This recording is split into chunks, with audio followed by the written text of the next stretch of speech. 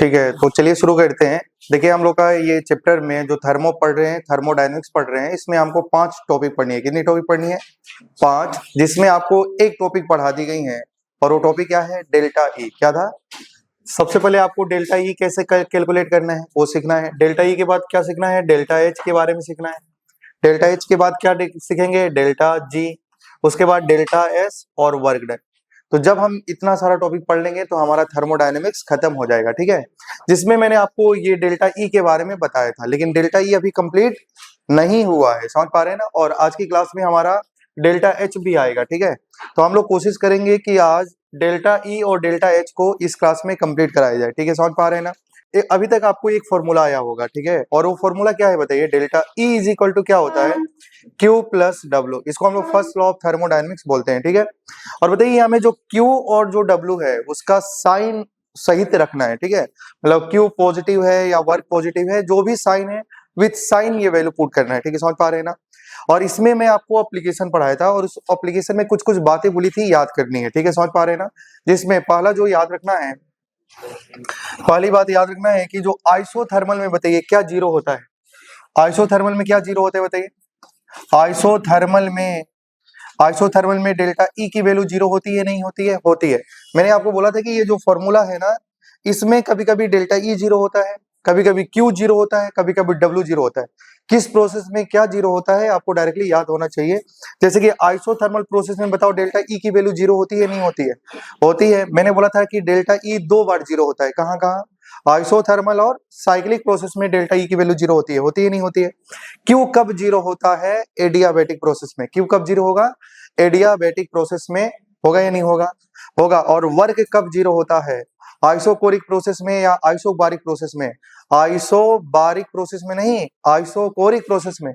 क्योंकि isochoric process में container कैसा होता है? रिजिड होता है, उसका चेंज इन वॉल्यूम डेल्टा भी जीरो होता है, तो वर्क क्या आ जाएगा? जीरो आ जाएगा। क्या आप समझ पा रहे हैं आप लोग? तो याद रखना है वर्क कब जीरो होगा? वर्क कब जीरो होगा? आइसोकोरिक प्रोसेस में। क्यू कब जीरो होगा? एडियाबैटिक प्रोसेस में। और डेल्टा ई जीरो कब होगा? आइसोथर्मल और साइक्लिक प्रोसेस में। क्या यहाँ तक समझ पा रहे हैं ना? आइसोकोरिक प्रोसेस में कुछ भी जीरो नहीं होता है। आइसोकोरिक प्रोसेस, आइसोबारिक प्रोसेस में कुछ भी जीरो नहीं होता है। क्या यहाँ तक क्लियर है ना? ठीक है, अब थोड़ा सा बोर्ड पे ध्यान देना है। ई कब जीरो होगा? जल्दी से। आइसोथर्मल और साइक्लिक। क्यू कब जीरो होगा? एडियाबैटिक। और डब्ल्यू कब जीरो होगा? Isochoric process. क्या यहाँ तक समझ पा रहे हैं ना?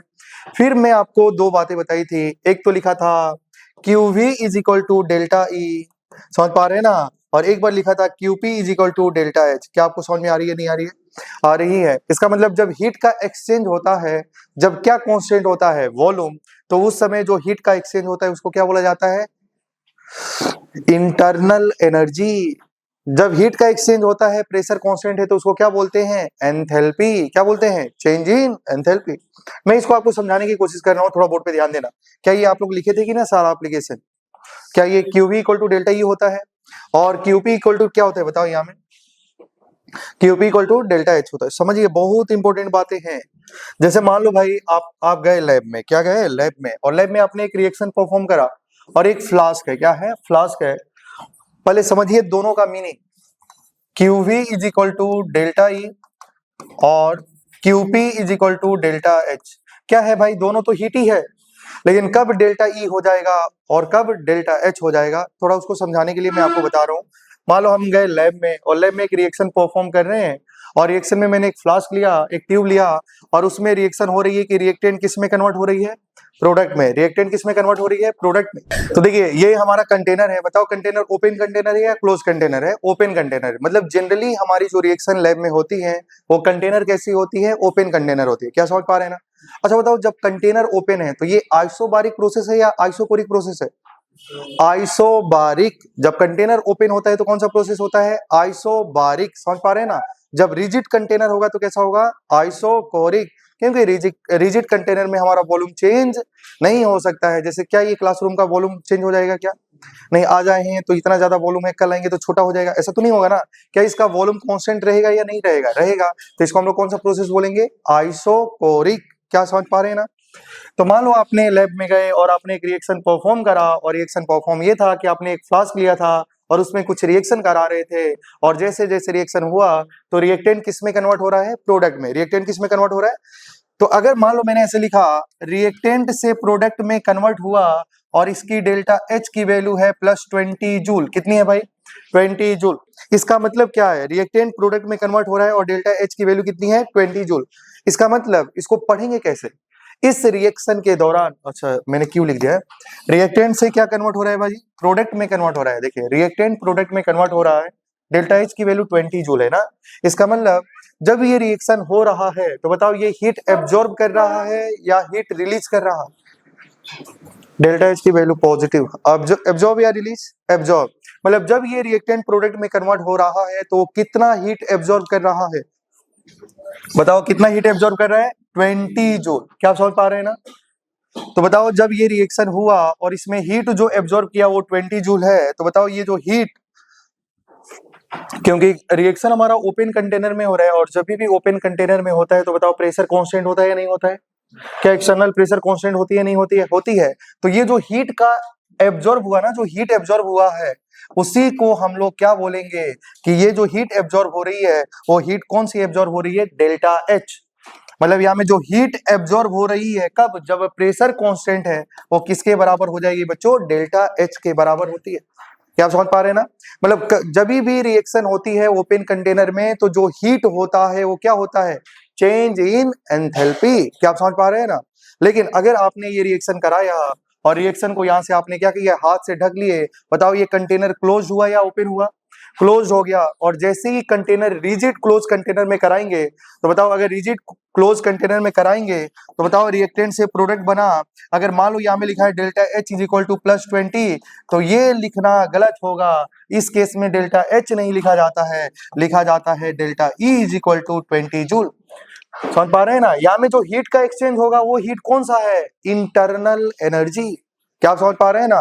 क्योंकि यहाँ में कंटेनर कैसी है, क्लोज्ड है, वॉल्यूम कांस्टेंट है, तो जो हीट एब्जॉर्ब होगा वो हीट डेल्टा एच नहीं डेल्टा ई होगा। लेकिन इसके पहले हम लोग जो कुछ भी रिएक्शन पढ़ते थे ना उसमें हमेशा डेल्टा एच लिखा जाता था, है कि नहीं। जो हीट था उसको एंथैल्पी चेंज मान लेते थे। जब भी आपने केमिकल इक्विलिब्रियम पढ़ा होगा तो उसमें हम लोग हीट एब्जॉर्ब होगा या हीट रिलीज होगा तो हीट को हम लोग जनरली क्या मान लेते हैं, एंथैल्पी चेंज मान लेते हैं, डेल्टा एच मान लेते हैं। लेकिन कभी कभी रिएक्शन में डेल्टा एच भी हो सकता है, कभी कभी डेल्टा ई भी हो सकता है, दोनों हीट ही है। लेकिन कब डेल्टा एच लिखना है कब डेल्टा ई लिखना है आपको पता होना चाहिए। अगर रिएक्शन हमारा ओपन कंटेनर में हो रहा है तो जो हीट होगा वो क्या होगा, डेल्टा एच। लेकिन आपने उस कंटेनर को क्लोज कर दिया तो बताओ वो जो रिएक्शन में जो हीट एब्जॉर्ब होगा या हीट रिलीज होगा वो क्या होगा बताइए, डेल्टा ई। क्या समझ पा रहे हैं ना, क्योंकि इसकी क्या कांस्टेंट हो चुकी है, वॉल्यूम। तो जो हीट का एक्सचेंज होगा वो हीट का एक्सचेंज किसके बराबर होगा, चेंज इन इंटरनल एनर्जी के बराबर। समझ में आया नहीं आया। जैसे आपने एक रिएक्शन कराया, क्या कराया, रिएक्शन कराया। जैसे आपके पास एक कंटेनर है और आपने इसमें PCl5 का डिसोसिएशन कराया, PCl5 डिसोसिएट हुआ PCl3 + Cl2 में। क्या आप समझ पा रहे हैं ना। और ये कंटेनर क्या है भाई, क्लोज कंटेनर है। क्या है, क्लोज कंटेनर है या ओपन कंटेनर है। अभी के लिए मान लो ओपन कंटेनर है। बताओ यहाँ में एसोसिएशन हो रहा है या डिसोसिएशन हो रहा है, बताओ क्या PCl5 डिसोसिएट होकर PCl3 + Cl2 बना रहा है या नहीं बना रहा है, बना रहा है। तो बताओ इसमें जो एंथैल्पी का चेंज होगा, बताओ डेल्टा एच की वैल्यू पॉजिटिव होगी या नेगेटिव। मतलब ये हीट एब्जॉर्ब करेगा या हीट रिलीज करेगा।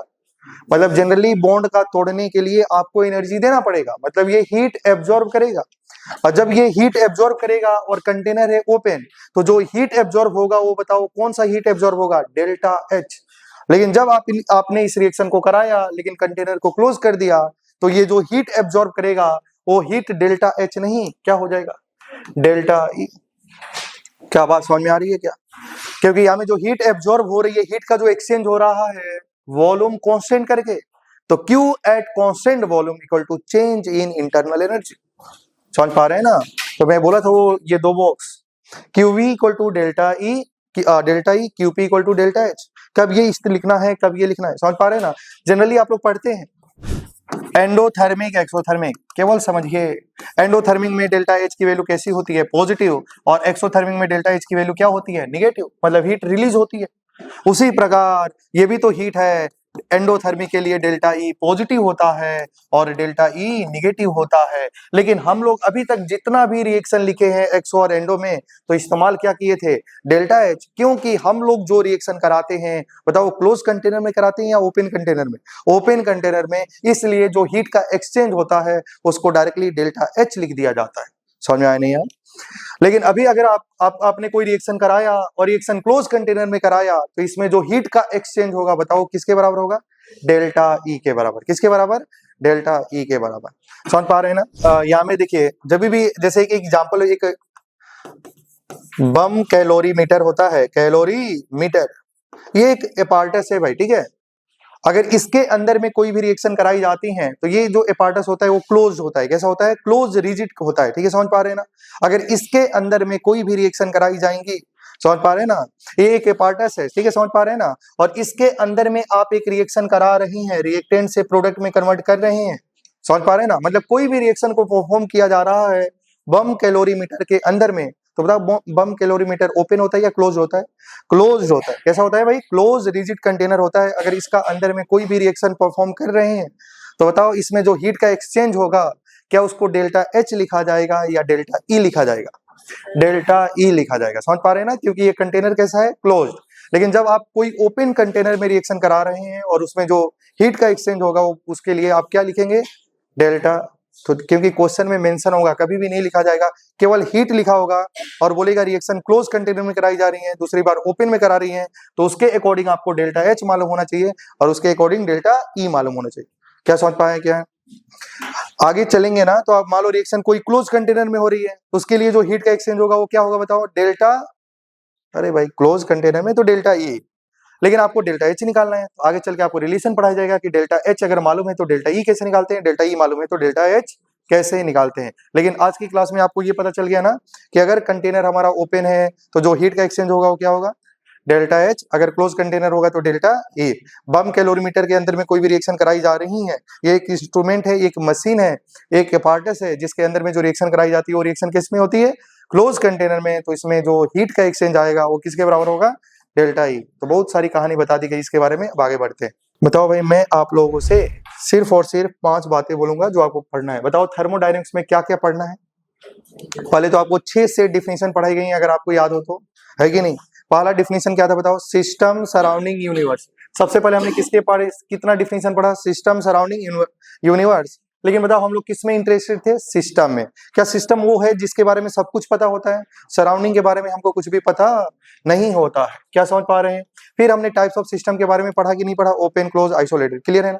फिर हमने पढ़ा स्टेट फंक्शन और पाथ फंक्शन। तो बताइए, मैंने बोला पाथ फंक्शन, क्या पाथ फंक्शन क्यू और डब्ल्यू होता है क्या, हीट एंड वर्क हमारा पाथ फंक्शन होता है, बाकी सारे क्या होते हैं, स्टेट फंक्शन होते हैं। बाकी सब कुछ क्या होता है भाई, एक्सटेंस क्या होता है, स्टेट फंक्शन होता है। फिर आपको पढ़ाया गया एक्सटेंसिव प्रॉपर्टी और क्या पढ़ाई गई, इंटेंसिव प्रॉपर्टी। मैंने आपको बताया था कि ऑल काइंड ऑफ जो एनर्जी होती है, जो एनर्जी का चेंज होता है, जितनी भी प्रकार की एनर्जी होती है वो कौन सी प्रॉपर्टीज होती है, एक्सटेंसिव। जो मैटर पे डिपेंड करता है, जो अमाउंट बढ़ाने से उसकी वैल्यू बढ़ जाती है या घट जाती है, तो उसको क्या बोलते हैं, एक्सटेंसिव। जो इंडिपेंडेंट ऑफ मैटर होता है या इंडिपेंडेंट ऑफ मास होता है, उसको क्या बोलते हैं, इंटेंसिव। मैंने इसमें 3 बातें आपको पढ़ाई थी। एक्सटेंसिव प्रॉपर्टी, 2 एक्सटेंसिव प्रॉपर्टी का रेशियो कैसा हो जाता है, इंटेंसिव। 2 एक्सटेंसिव प्रॉपर्टी का नेचर कैसा होता है, additive in nature. 2 extensive property को आप ऐड कर सकते हैं, लेकिन 2 इंटेंसिव प्रॉपर्टी को आप ऐड नहीं कर सकते हैं। और आपने अगर एक्सटेंसिव प्रॉपर्टी का आगे में लिखा है वर्ड मोलर या स्पेसिफिक, तो क्या बन जाता है, इंटेंसिव। क्या यहां तक समझ पा रहे हैं ना।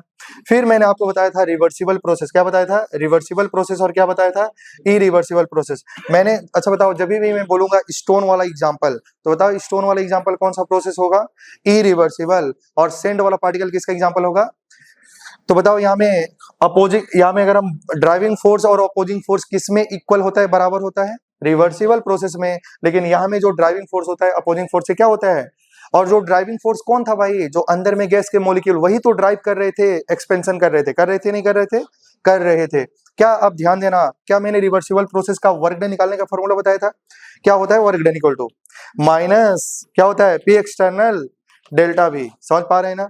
और यहाँ में जो वर्क निकालने का फॉर्मूला क्या था, work equal to minus P external into dV होगा, लेकिन यहाँ में किसका सिंबल होता है, इंटीग्रेशन। किसका सिंबल होता है, इंटीग्रेशन। आज की क्लास में हम लोग पूरा अच्छे से पढ़ेंगे वर्क के बारे में, समझ में आया नहीं है। फिर आपको क्या थर्मोडायनेमिक्स प्रोसेस के बारे में बताया गया था, और थर्मोडायनेमिक्स प्रोसेस के बारे में बहुत सारे टाइप के प्रोसेस के बारे में बताया गया था, लेकिन कहीं भी लिखा है ओपन कंटेनर। क्या लिखा है, कौन सा प्रोसेस याद आएगा, आइसोबारिक। और रिजिड क्लोज कंटेनर लिखा है तो कौन सा प्रोसेस, आइसोकोरिक। इंसुलेटिंग कंटेनर ऐसा लिखा है तो एडियाबैटिक। क्या आएगा, एडियाबैटिक।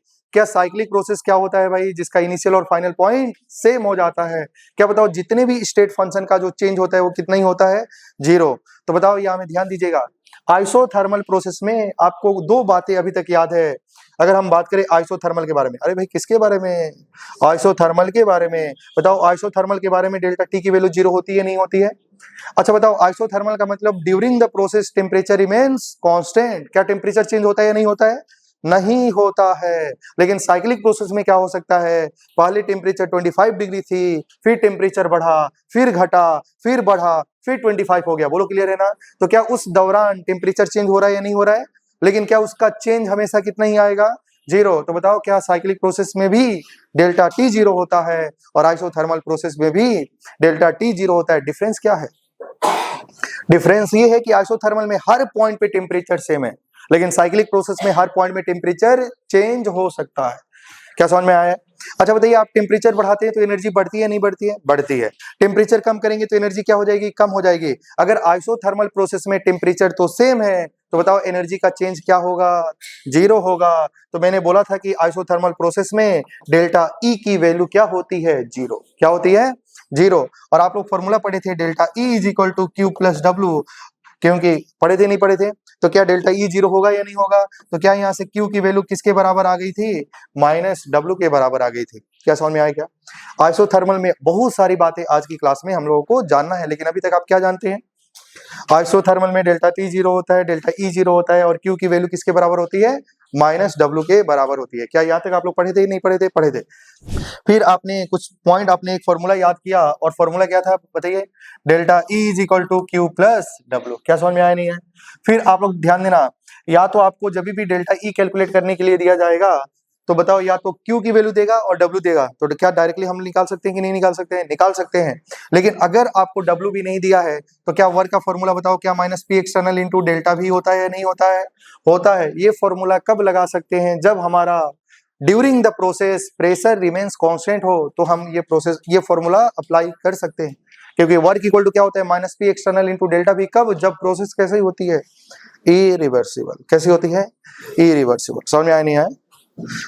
और उसके बाद मैं आपको बोला था बॉक्स, जो जो बॉक्स बोल रहा हूँ उसको याद रखना है, ठीक है, समझ पा रहे हैं ना। ठीक है, जैसे कि मान लो क्यू वी इक्वल टू क्या हो, हीट का एक्सचेंज, लेकिन वॉल्यूम कांस्टेंट है, तो बताओ चेंज इन इंटरनल एनर्जी।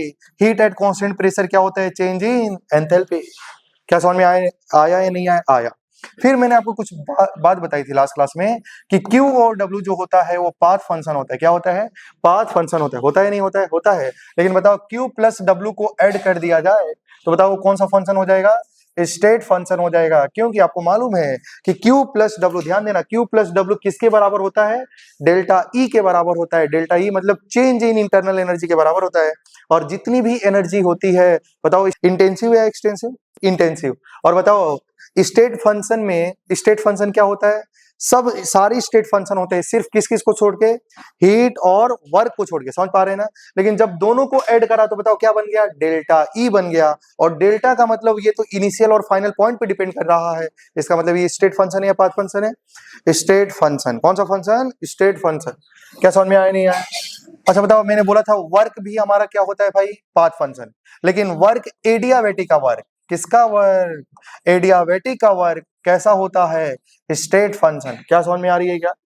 ये बात ऐसी है जो बहुत इंपॉर्टेंट है। समझ में आया नहीं आया, आया। अरे भाई समझ में आ रही क्या।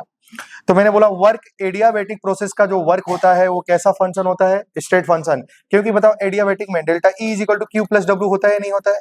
क्या एडियाबैटिक में क्यू 0 है या नहीं है, तो बताओ delta E is equal to W के बराबर होगा या नहीं होगा। तो क्या इसका जो वर्क डन है क्या डेल्टा ई के बराबर है। और डेल्टा ई स्टेट फंक्शन है या पाथ फंक्शन है, स्टेट फंक्शन। कैसा है, स्टेट। तो वर्क हमारा पाथ फंक्शन है, लेकिन एडियाबैटिक का वर्क कैसा फंक्शन होता है, स्टेट फंक्शन होता है। समझ में आया नहीं आया। अच्छा बताओ हीट क्यू, क्यू की वैल्यू बताओ, स्टेट फंक्शन या path function, Q state function path function. लेकिन ध्यान देना आइसोकोरिक, अरे क्या लिखा, आइसोकोरिक और आइसोकोरिक और आइसोबारिक का जो हीट होता है वो कैसा फंक्शन होता है, स्टेट फंक्शन होता है। क्योंकि क्यूवी क्यूपी, अरे क्यूवी की वैल्यू डेल्टा ई, क्यूपी की वैल्यू डेल्टा एच, तो हीट एट कांस्टेंट वॉल्यूम कब, कौन सा प्रोसेस है बताओ, ये आइसोकोरिक है ना। आइसोकोरिक में जो हीट होता है वो डेल्टा ई के बराबर है, और डेल्टा ई कौन सा फंक्शन होता है, स्टेट फंक्शन। तो आपको इतनी सारी बातें पढ़ा दी गई हैं, मैंने एक बार रिवाइज करा। तो चलिए शुरू करते हैं। कितने टॉपिक थर्मोडायनेमिक्स में, थर्मोकेमिस्ट्री में कितने, दो, थर्मोकेमिस्ट्री में दो। एक तो types of reaction, types of heat of reaction, और वो कितना प्रकार का होगा, 10, कितना प्रकार का।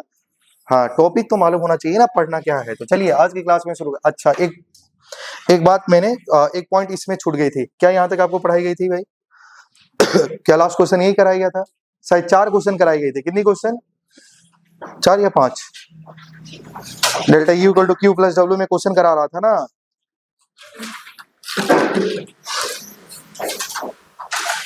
तो चलिए क्वेश्चन के फॉर्मेट में मैं लिखा देता हूं, लिखेंगे during expansion of gas, during expansion of gas, during adiabatic expansion of gas, during adiabatic expansion of gas. इसका 2 पार्ट है, अकर्स कूलिंग या अकर्स हीटिंग, लिख लेंगे। पहला में क्या होगा, हीटिंग अकर्स,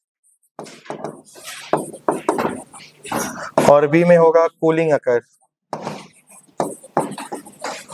अगर मान लो भाई ड्यूरिंग एडियाबैटिक एक्सपेंशन, अगर एडियाबैटिक एक्सपेंशन होगा तो बताओ हीटिंग अकर्स होगा या कूलिंग अकर्स होगा। उसी प्रकार अगर एडियाबैटिक एक्सपेंशन हो रही है तो एडियाबैटिक कंप्रेशन होगा तो क्या होगा, समझ पा रहे हैं ना। तो इसका 2 पार्ट है, इस क्वेश्चन के फॉर्मेट में हम लोग सोल्व कर लेते हैं। अच्छा बताइए, हम लोग आप पहले देख लेते हैं एडियाबैटिक एक्सपेंशन, ठीक है, एडियाबैटिक एक्सपेंशन, और यही सेम क्वेश्चन हम लोग एडियाबैटिक कंप्रेशन में भी कर लेंगे।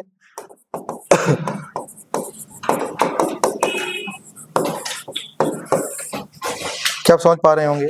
तो देखिए जब भी एडियाबैटिक एक्सपेंशन होगा तो बताओ एक्सपेंशन होगा, एक्सपेंशन समझ पा रहे हैं ना। तो एडियाबैटिक में क्या क्यू 0 होगा या नहीं होगा, अरे होगा ना 0। तो delta E is equal to बताओ क्या होता है, क्यू प्लस डब्ल्यू होता है या नहीं होता है। तो क्या हम क्यू को 0 मान सकते हैं, तो बताओ delta E is equal to क्या होगा, डब्ल्यू होगा या नहीं होगा, होगा। अब मुझे बताओ एक्सपेंशन हो रही है, क्या हो रही है, एक्सपेंशन। एक्सपेंशन का वर्क डन पॉजिटिव होता है या निगेटिव होता है, वर्क डन पॉजिटिव या निगेटिव।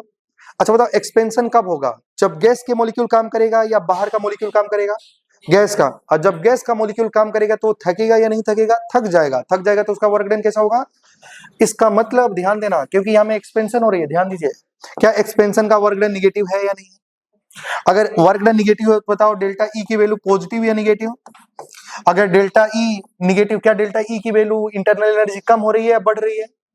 अरे भाई डेल्टा ई की वैल्यू कम हो रही है, जब एनर्जी कम होगी तो टेम्परेचर भी कम होगा, और टेम्परेचर कम होगा तो बताओ कूलिंग होगा या एक्सपेंशन होगा, हीटिंग होगा या कूलिंग होगा, कूलिंग। क्या होगा भाई, नहीं समझ में आया, आया क्या, एक बार और। एडियाबैटिक कंप्रेशन होगा तो क्या होगा बताओ, फॉर्मूला दे, क्या इसमें क्यू 0 होगा क्या एडियाबैटिक के लिए, और delta E is equal to बताओ क्या क्यू प्लस डब्ल्यू होती है। अगर ये 0 है तो बताओ डेल्टा ई का वैल्यू डब्ल्यू के बराबर होगा या नहीं होगा। और कंप्रेशन होगा तो गैस के मॉलिक्यूल काम करेगा, work done by the gas होगा या work done on the gas, work done on the gas. तो बताओ वर्क डन कैसी होगी, अगर वर्क डन पॉजिटिव होगी तो इंटरनल एनर्जी का चेंज कैसा होगा, पॉजिटिव। इसका मतलब इंटरनल एनर्जी हमारी बढ़ रही है या नहीं बढ़ रही है। अरे भाई पॉजिटिव तभी आएगा जब एनर्जी बढ़ेगी, तो जब एनर्जी बढ़ेगी तो टेम्परेचर भी, और टेम्परेचर भी बढ़ेगा तो हीटिंग होगा या कूलिंग होगा। तो याद रखना एडियाबैटिक कंप्रेशन में हीटिंग होता है, और एडियाबैटिक कंप्रेशन में, गलती बोला, एडियाबैटिक कंप्रेशन में हीटिंग होता है, एडियाबैटिक एक्सपेंशन में कूलिंग होता है। समझ में आया नहीं आया।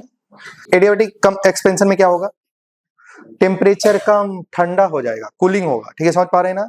और टेम्परेचर ज्यादा तो हीटिंग होगा, तो एडियाबैटिक कंप्रेशन में हीटिंग, एडियाबैटिक एक्सपेंशन में कूलिंग, ठीक है, एक्सपेंशन कंप्रेशन।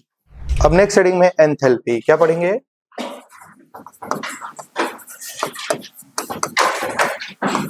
बोर्ड पे ध्यान देना, बहुत इंपॉर्टेंट टॉपिक है, क्योंकि अगर ये पढ़ लेंगे तो हमारा 2 टॉपिक कंप्लीट हो जाएगी, ठीक है। तो ध्यान देना भाई, एंथैल्पी का फॉर्मूला होता है H is equal to E plus PV क्या होता है, H is equal to E plus PV, समझ पा रहे हैं ना। अब मुझे बताओ क्या आप इंटरनल एनर्जी को एग्जैक्ट मेजर कर सकते हैं क्या, ई की वैल्यू एग्जैक्ट मेजर होती है क्या, या चेंज मेजर होता है, चेंज। तो अगर ये नहीं मालूम है तो ये भी नहीं मालूम होगा, मतलब absolute value of enthalpy can not be determined but we can calculate the change in enthalpy. समझ पा रहे हैं या नहीं समझ पा रहे हैं, समझ पा रहे हैं। बताओ एच की वैल्यू को कैलकुलेट कर सकते हैं, नहीं, क्या कैलकुलेट करना पड़ेगा, डेल्टा एच। समझ पा रहे हैं क्या। अच्छा बताओ इसका मतलब डेल्टा एच कैलकुलेट होगा तो डेल्टा एच बताओ स्टेट फंक्शन या पाथ फंक्शन, स्टेट फंक्शन। समझ पा रहे हैं क्या आप लोग, स्टेट फंक्शन। एक्सटेंसिव या इंटेंसिव, क्योंकि ये भी एनर्जी है और सारा जो एनर्जी होता है वो कौन सा प्रॉपर्टी होती है, एक्सटेंसिव प्रॉपर्टी। क्या समझ पा रहे हैं ना। अच्छा जो डेल्टा एच होता है ना, एक तो दो प्रकार से निकाला जाता है, एक तो केमिकल रिएक्शन के लिए निकाला जाता है, और जब गैस का एक्सपेंशन होता है और कंप्रेशन होता है तब एंथैल्पी निकाली जाती है। ध्यान से सुनिए, एक तो केमिकल रिएक्शन के लिए, अरे भाई किसके लिए, केमिकल रिएक्शन के लिए, और दूसरा एक्सपेंशन के लिए या कंप्रेशन के लिए। एक्सपेंशन या कंप्रेस, या तो गैस एक्सपेंड करे या तो गैस कंप्रेस करे, उसके लिए एंथैल्पी निकाला जाता है। पहले ध्यान से सुनो, बहुत इंपॉर्टेंट बातें हैं, कब क्या फॉर्मूला लगाना है इसमें यही नहीं पता चलता है, इसलिए हम लोग का ये टॉपिक बहुत हार्ड लगता है। क्या समझ में आया क्या, तो इसलिए आप लोग ध्यान देना है, क्यू का जो साइन कन्वेंशन है फिजिक्स और केमिस्ट्री में सेम सेम है, समझ पा रहे हैं ना। वर्क का साइन कन्वेंशन फिजिक्स और केमिस्ट्री में उल्टा है, तो अगर इसको भी मालूम है तो वहां से भी क्वेश्चन सॉल्व कर सकते हैं, क्लियर है ना। तो ध्यान दीजिएगा, केवल साइन कन्वेंशन वर्क का देखिए। तो अब अगर हम बात करें एंथैल्पी को कैलकुलेट करना है, एंथैल्पी कैलकुलेट करना है एक तो केमिकल रिएक्शन के लिए और दूसरा एक्सपेंशन। अच्छा भाई देखो, जब भी गैस का एक्सपेंशन होगा तो या तो वॉल्यूम बढ़ेगा या तो वॉल्यूम कम होगा। एक्सपेंशन कंप्रेशन में क्या होता है, वॉल्यूम बढ़ता है या तो कम हो जाता है। एक्सपेंशन में क्या होती है, बढ़ती है, कंप्रेशन में वॉल्यूम कम हो जाती है। लेकिन जब भी केमिकल रिएक्शन होता है, केमिकल रिएक्शन का मतलब होता है बॉन्ड का तोड़ना, बॉन्ड का बनना, समझ पा रहे हैं ना। तो इसमें बहुत सारी फैक्टर आती है, बॉन्ड डिसोसिएशन एनर्जी, मतलब केमिकल रिएक्शन का मतलब क्या होता है, बॉन्ड टूट रहा होता है और बॉन्ड फॉर्म हो रहा होता है, मतलब डिसोसिएशन होता है और फॉर्मेशन होता है, ठीक है। तो कब क्या फॉर्मूला होगा दोनों केस में अलग अलग होता है। तो जब भी केमिकल रिएक्शन हो रही होती है तो याद रखना एक बात कांस्टेंट होता है, वो क्या कांस्टेंट होता है, टेम्परेचर। ध्यान देंगे, केमिकल रिएक्शन में टेम्परेचर कांस्टेंट होता है, जब भी केमिकल रिएक्शन होगा तो टेम्परेचर क्या होगा, कांस्टेंट होगा, समझ पा रहे हैं ना। टेम्परेचर चेंज कर देंगे सारा कहानी चेंज हो जाएगा। मान लो लैब में, अब जब भी लैब में कोई भी रिएक्शन परफॉर्म की जाती है तो उसमें टेम्परेचर को कांस्टेंट माना जाता है, जो घर का टेम्परेचर है वही सेम फिक्स रखना है, ठीक है, समझ पा रहे हैं ना। लेकिन हम लोग का जो स्कूल में, आप लोग के स्कूल में जो लैब होगा उसमें टेम्परेचर कांस्टेंट नहीं रहेगा। कभी गर्मी होती पंखा चला देते हैं, टेम्परेचर चेंज हो गया या नहीं हो गया, हो गया। कभी ठंडा लगता है तो हीटर जला देते हैं, रूम का टेम्परेचर चेंज हुआ या नहीं हुआ, हो गया। तो उसमें जो प्रोडक्ट बनेगा ना वो चेंज हो जाता है। तो जो भी रिसर्च किया जाता है केमिस्ट्री में, कुछ करते हैं तो उसमें जो जो रूम होता है ना भाई, उसका टेम्परेचर को फिक्स कर दिया जाता है। वहां में एक मशीन लगाई जाती है जो रूम का टेम्परेचर को मेंटेन करके रखे, यानी कि आपको गर्मी हो रही तो एसी चला दिया गया, रूम ठंडा, प्रोडक्ट ही चेंज हो जाएगा। मतलब जिस कंटेनर में, जिस रूम में रिएक्शन परफॉर्म कराई जाती है उस रूम का टेम्परेचर को क्या रखना पड़ता है, कांस्टेंट, क्योंकि टेम्परेचर चेंज होगा तो प्रोडक्ट भी हमारा चेंज हो जाएगा, क्लियर है ना। तो जब भी हम केमिकल रिएक्शन की बात करते हैं तो उसमें टेम्परेचर को क्या मान लेते हैं, कांस्टेंट। क्या मान लेते हैं, कांस्टेंट। क्या यहाँ तक समझ में आया, नहीं है आया। अच्छा बताओ, यहाँ में फॉर्मूला एंथैल्पी अब निकालना है, केमिकल रिएक्शन का एंथैल्पी निकालना है और एक्सपेंशन और कंप्रेशन का निकालना है। इंपॉर्टेंट यही है, बहुत बार आपको नीट में डायरेक्टली पूछा जाता है कि ई और एच में क्या रिलेशन होता है, अभी डायरेक्ट डिराइव भी हो जाएगा, तो ध्यान देना। अच्छा बताओ ई इक्वल टू क्या होता है, बताओ एच इक्वल टू क्या होता है, H equal to E plus PV. क्या होता है, ई प्लस पीवी। अगर दोनों साइड में डेल्टा ले लें तो बताओ क्या मैं लिख सकता हूँ, क्या delta H is equal to delta E plus delta PV. लिख सकते हैं, नहीं लिख सकते हैं, लिख सकते हैं। अच्छा बताओ पीवी इक्वल टू क्या जानते हैं, क्या पीवी इक्वल टू एनआरटी।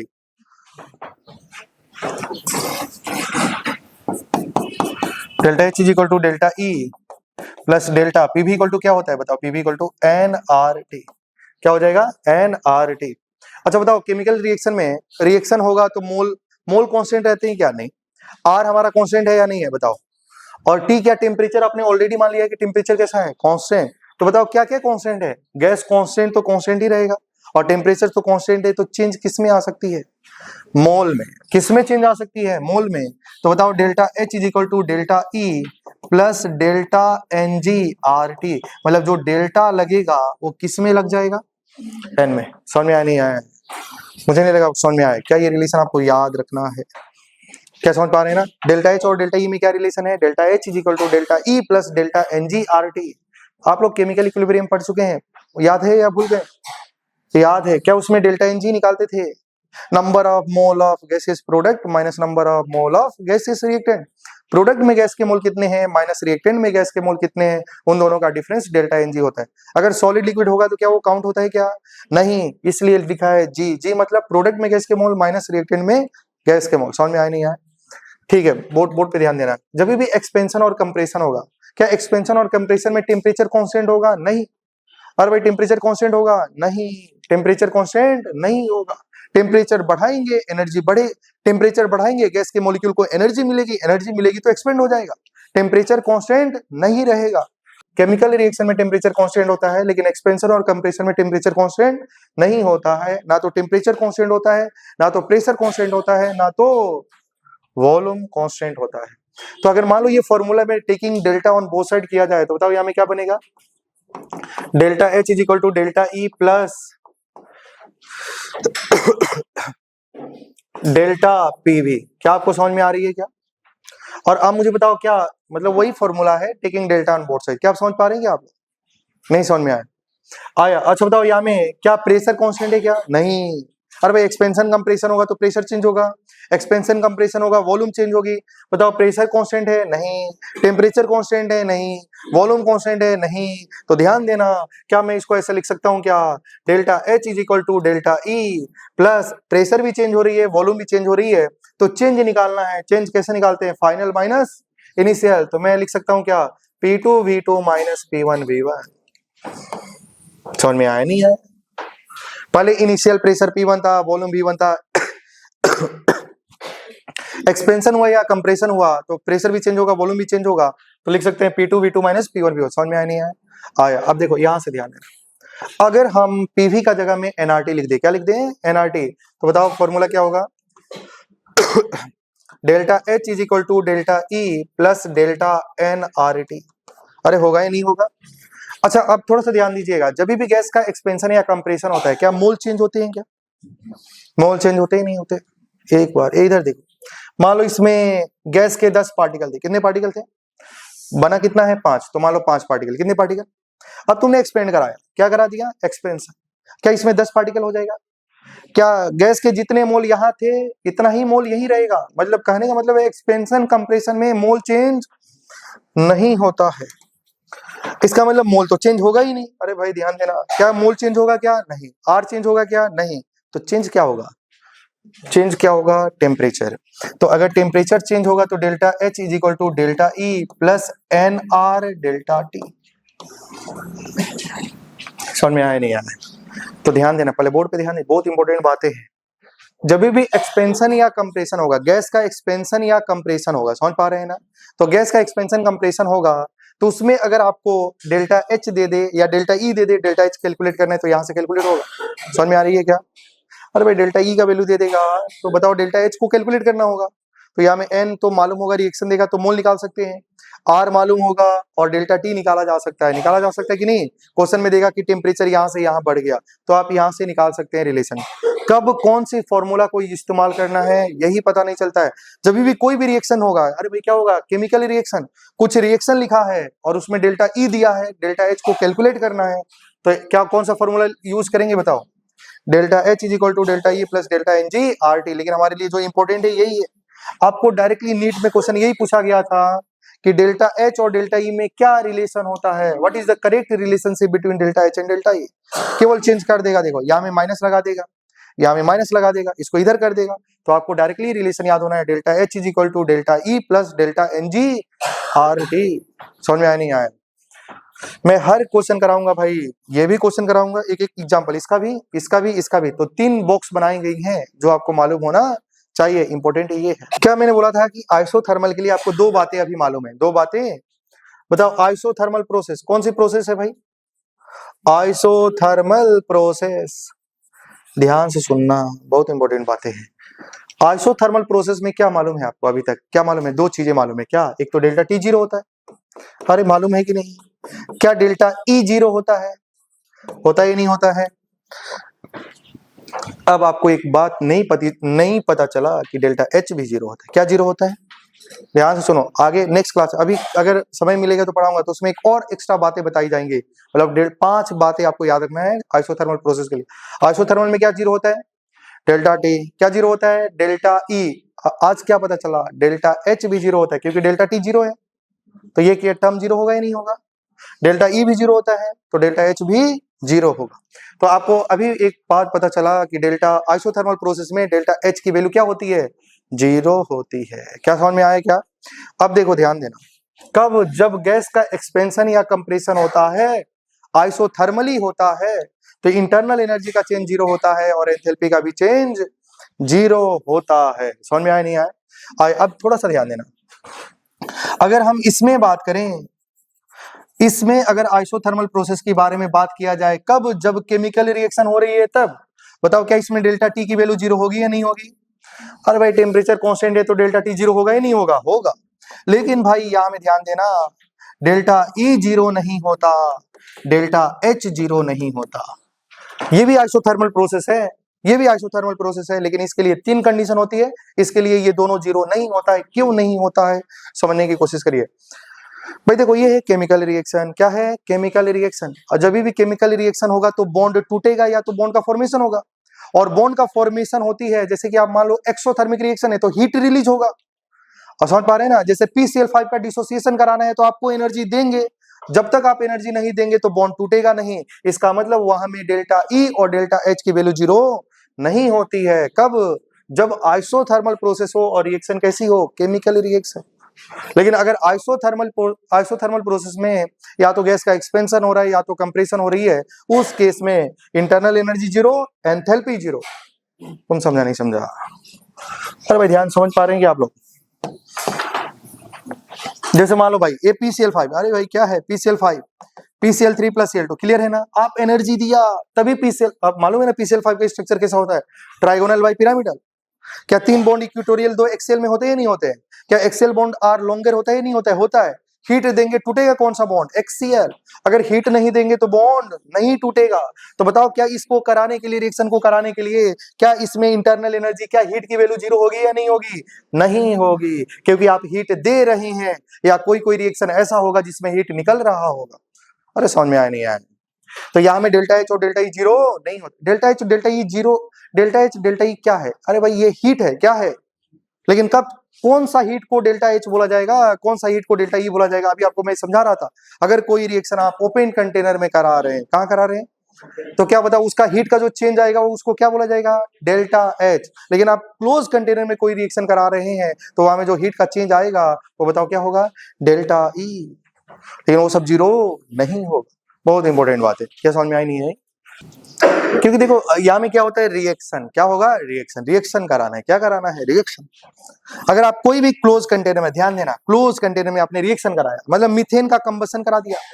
क्या करा दिया? और कंबसन कराने से प्रोडक्ट क्या बनता है? जल्दी जल्दी बोलो। CO2 + H2O। बताओ हीट निकलेगा या नहीं निकलेगा? क्या यहाँ से हीट रिलीज होगी या नहीं होगी? क्योंकि कंबसन रिएक्शन में हीट रिलीज होगी। अपने क्लोज कंटेनर में कराए, कौन सा कंटेनर में? तो बताओ इसमें जो हीट निकला, बताओ वो डेल्टा एच है या डेल्टा ई है? मान लो इसमें हीट निकला 10, तो क्या मान लो 20 हीट निकला तो, लेकिन वो डेल्टा एच नहीं है, वो क्या है? Delta E. समझ पा रहे हैं क्या? क्या ये जीरो है क्या? नहीं, आप लोगों को मालूम है ना, कंबसन रिएक्शन कराई जाती है, हीट निकलती है, लेकिन कंटेनर है क्लोज। क्लोज कंटेनर में जो हीट निकलेगा उसको क्या बोला जाएगा? Delta E. लेकिन आपने ओपन कंटेनर में कराया तो वहां से जो हीट निकलेगा वो क्या होगा? Delta H. क्या वो जीरो है क्या? नहीं, मतलब ये जीरो नहीं होगा। लेकिन आइसोथर्मल में टेम्परेचर हमेशा कांस्टेंट होगा, डेल्टा टी जीरो। अगर मान लो टेम्परेचर चेंज हुआ, क्या चेंज हुआ, तो फॉर्मूला क्या निकालेंगे? Delta H equal to delta E plus NR delta T. बोलो क्लियर है ना? लेकिन अगर प्रेशर, पहले इनिशियल प्रेशर दिया है, फाइनल ऐसा, तो ये फॉर्मूला लगाएंगे। जब हमारा बोला है कि केमिकल रिएक्शन, कुछ रिएक्शन हो रही है, तो बताओ फॉर्मूला क्या लगेगा? लगेगा या नहीं लगेगा? क्या आपको, अगर यहाँ में देखो 3 केसेस होती है भाई, जैसे आप लोग केमिकल इक्विलिब्रियम में पढ़े थे, केपी और केसी में कुछ रिलेशन होता है। क्या रिलेशन है? KP equal to KC RT की power delta NG। Delta NG zero, दोनों बराबर।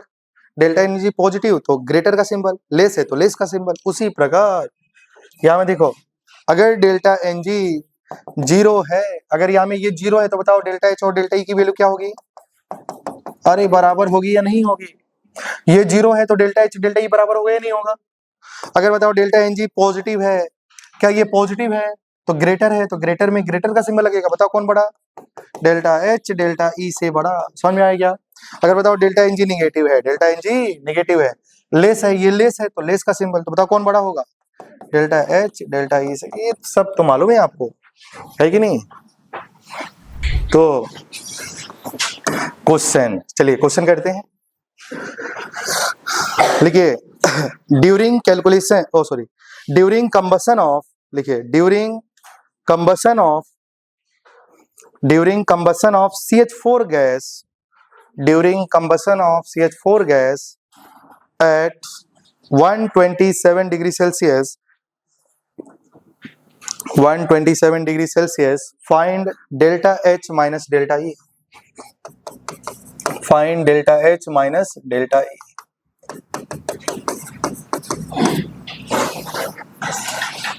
अच्छा बताइए किस गैस का कंबसन कराया गया? बताओ मीथेन गैस का। किस गैस का? अच्छा बताओ मीथेन गैस का फॉर्मूला क्या होता है? CH4 गैस होता है या नहीं होता है? अच्छा बताइए कंबसन कराना का मतलब किसके साथ में रिएक्शन कराते हैं आप? ऑक्सीजन के साथ में। प्रोडक्ट क्या बनता है? CO2 plus H2O। क्या बन जाएगा प्रोडक्ट? CO2 plus H2O। अब ध्यान देना भाई। अच्छा H2O का स्टेट लिक्विड भी हो सकता है, गैस भी हो सकता है, डिपेंड करता है। तो टेम्परेचर कितना लिखा है? अब बताओ 127 में पानी लिक्विड फॉर्म में होगा या गैसेस फॉर्म में होगा? गैसेस फॉर्म में होगा या नहीं होगा? अरे भाई पानी का इवोपोरेशन तो 100 डिग्री में होती है, टेम्परेचर और ज्यादा है, मतलब वो लिक्विड वाटर जो होगा लिक्विड नहीं, किस फेज में होगा? गैसेस। समझ में आया नहीं आया? क्या ये रिएक्शन बैलेंस है या नहीं है? नहीं है। रिएक्शन को बैलेंस करना है, नहीं तो क्वेश्चन सॉल्व करेंगे तो हमेशा आंसर गलत आएगा। बताओ जब भी रिएक्शन को बैलेंस करते हैं तो सबसे पहले किसको बैलेंस करते हैं? कार्बन। किसको? कार्बन के बाद हाइड्रोजन। किसको? फिर किसको? ऑक्सीजन। बताओ यहाँ में कार्बन कितना है? 1। यहाँ में कार्बन कितना है? 1। कार्बन के बाद किसको बैलेंस करेंगे? हाइड्रोजन कितना है यहाँ में? 4। तो बताओ यहाँ में क्या लिखना पड़ेगा? 2। हाइड्रोजन क्या बैलेंस हो गया? किसको बैलेंस करेंगे? ऑक्सीजन। ऑक्सीजन कितना है? इधर बताओ 2 2 4 है और यहाँ में 2 है, तो क्या 2 लिखना पड़ेगा? रिएक्शन हो गया बैलेंस। हो गया या नहीं हो गया? हो गया। इस रिएक्शन को देख के आप बताओ डेल्टा एन जी कितना होगा? जल्दी जल्दी। डेल्टा एन जी प्रोडक्ट में गैस के मोल कितने हैं? 3। 2 + 1 3। और रिएक्टेंट में गैस के मोल कितने हैं? डेल्टा एन जी जीरो हुआ या नहीं हुआ? और क्या बताओ तुमको कैलकुलेट करना था डेल्टा एच और डेल्टा ई। कैलकुलेट करना है करना है या नहीं करना है? करना है। क्या केमिकल रिएक्शन दिया है या एक्सपेंशन या कंप्रेशन? Chemical chemical reaction. तो जब भी केमिकल रिएक्शन में डेल्टा एच को कैलकुलेट करना है, फॉर्मूला क्या होता है? Delta H is equal to delta E plus delta N G R T. अरे समझ में आया नहीं आया? क्या बताओ तुमको क्या कैलकुलेट करना है? डेल्टा एच या delta H minus delta E? Delta H minus delta E. क्या इसको इधर बुलाएंगे क्या? अरे भाई इसको इधर बुलाएंगे। डेल्टा एन जी कितना है? 0 इंटू कुछ भी नंबर, बताओ इसकी वैल्यू कितनी आई? तो बताओ delta H minus delta E की वैल्यू कितनी आएगी? इसका मतलब डेल्टा एच और डेल्टा ई दोनों बराबर होगा या नहीं होगा? होगा। तो आपको ये कैलकुलेट करना है, आंसर कितना आ गया? 0। Next question. ठीक है, फॉर द रिएक्शन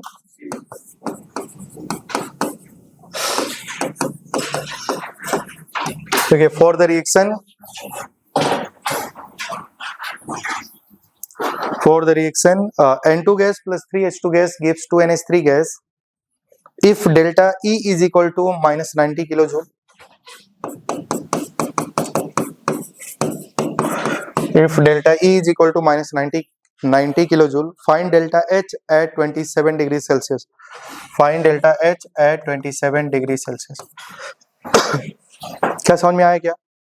क्या बताओ रिएक्शन लिखा है क्या? रिएक्शन केमिकल रिएक्शन लिखा है क्या? रिएक्शन क्या डेल्टा ई लिखा है क्या? क्या डेल्टा एच पूछा है क्या? तो बताओ क्या रिलेशन डेल्टा एच और डेल्टा ई में रिलेशन केमिकल रिएक्शन वाला इस्तेमाल करेंगे। क्या होता है बताओ जल्दी से? डेल्टा एच, अरे भाई बोलो क्या होता है? Delta H is equal to delta E plus delta N G R. अरे होता है नहीं होता है? क्या यहाँ तक समझ में आ रही है क्या? तो आपको याद रखना है केमिकल रिएक्शन हो रहा है, डेल्टा एच पूछा जा रहा है। समझ में आया नहीं आया? आया। तो क्या ये फॉर्मूला इस्तेमाल करेंगे? तुम कुछ नहीं बोल रहे, करेंगे ना? इधर देखो, केमिकल रिएक्शन के लिए यही तो रिलेशन होता है ना। और जब भी गैस का एक्सपेंशन होगा या कंप्रेशन होगा, या तो ये लगाएंगे या तो ये लगाएंगे। अभी आएगा कुछ देर के बाद। समझ में आया नहीं आया? आया। अब आप मुझे बताओ डेल्टा एनजी बताओ, रिएक्शन को देखे क्या लग रहा है डेल्टा एनजी कितना होगा? प्रोडक्ट में गैस के मोल 2 और रिएक्टेंट में गैस के मोल 4, क्या आंसर डेल्टा एनजी 2 आएगा या नहीं आएगा? अगर टेम्परेचर 27 डिग्री सेल्सियस है तो टेम्परेचर को केल्विन में कन्वर्ट करने के लिए बताओ 300 केल्विन होगा या नहीं होगा? 273 प्लस 73 करेंगे तो क्या 27 प्लस 273 300, अरे होगा ऐसा। बताओ डेल्टा ई की वैल्यू कितनी दी गई है? -90। अरे कितनी दी गई है? -90। क्या यूनिट है? Kilo joule. क्या है? डेल्टा एनजी कितना है बताओ हमारा? अरे डेल्टा एनजी -2। अब बताओ ध्यान देना, आर आर आर याद आ रहा है क्या? आर की 3 यूनिट लिखाई गई थी, बताओ क्या जूल वाला या किलो जूल वाला? किलो जूल वाला। जूल वाला याद है ना क्या? 8.314 मैं बोला था उसको डालेंगे 25/3 क्या? बताओ ये वैल्यू जूल में थी या किलो जूल में थी? लेकिन किलो जूल बनाने के लिए बताओ क्या 1000 से डिवाइड करेंगे या नहीं करेंगे? करेंगे भाई। ओ सॉरी, इधर देख लो, इधर आर की वैल्यू 25/3 जूल पर मोल केल्विन था या ना भाई? लेकिन जब इसको किलो जूल में लिखना होगा तो 25/3000 किलो जूल पर मोल। समझ में आया क्या? तो जूल को किलो जूल बनाने के लिए फर्दर 1000 से डिवाइड करना पड़ेगा, है कि नहीं? अच्छा मान लो, ध्यान देना, ध्यान, आर की वैल्यू क्या 2 कैलोरी पर मोल केल्विन होती है नहीं होती है? अगर किलो कैलोरी में चाहिए तो बताओ क्या लिखना पड़ेगा? 2 डिवाइड बाई 1000, क्या किलो कैलोरी पर मोल केल्विन होगा? तो ध्यान देना, यूनिट का अगर यूनिट गलती पुट करेंगे तो आंसर हमेशा गलत आएगा। क्या समझ में आएगा? क्या बताओ ये किलो जूल में दिया है क्या? किलो जूल, अरे भाई किलो जूल दिया है तो क्या आर का वैल्यू जूल को फिर 1000 से डिवाइड करना पड़ेगा। मैं 8.314 को मैं क्या बोला था? 25/3 बोला था क्या? तो 25/3 नहीं, क्या 3000। समझ में आएगा? क्या ये बताओ यूनिट किसमें होगी? Kilo joule. टेम्परेचर कितना है? क्या इससे कट जाएगा? कितना बार में? कितना बार में? 10 बार में। समझ में आएगा क्या? तुम समझ रहा है तो बताओ यहाँ से क्या आएगा? 25 टू जा 50, 50 आएगा ना, 50 डिवाइड बाई 10 कितना आ जाएगा? तो आंसर कितना आएगा? -95 किलो जूल। समझ में आया क्या? तो क्या आपको ध्यान देना, ध्यान, क्या आपको डेल्टा एच मालूम है तो डेल्टा ई निकाल सकते हैं, डेल्टा ई मालूम है तो डेल्टा एच निकाल सकते हैं। समझ में आया? कॉपी करेंगे। एक और question, during combustion of isobutane, देखिए ड्यूरिंग कंबसन ऑफ आइसोब्यूटेन। अच्छा आइसोब्यूटेन का फॉर्मूला कोई बताएगा? अरे भाई जो ब्यूटेन का फॉर्मूला वही आइसोब्यूटेन का फॉर्मूला, स्ट्रक्चर ना डिफरेंट होता है, फॉर्मूला थोड़ी ना डिफरेंट होता है। क्या होगा? C4H10 सेम होता है। ब्यूटेन को ब्यूटेन बोलो या आइसोब्यूटेन बोलो, दोनों का मॉलिक्यूलर फॉर्मूला सेम है, स्ट्रक्चरल फॉर्मूला डिफरेंट है, इसलिए वो दोनों आपस में आइसोमर्स कहलाता है। क्या है ब्यूटेन का फॉर्मूला? C4H10। एल्केन है, general formula is CnH2n+2, n का वैल्यू 4, C4H10। चलो ठीक है, तो during combustion of isobutane, during combustion of isobutane gas, heat exchange at constant volume, heat exchange at constant volume, heat exchange at constant volume is -200 kilo calorie.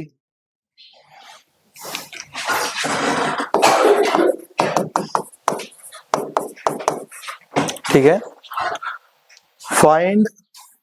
find heat exchange at constant, find heat exchange at constant pressure, find heat exchange at constant pressure at 1000 Kelvin।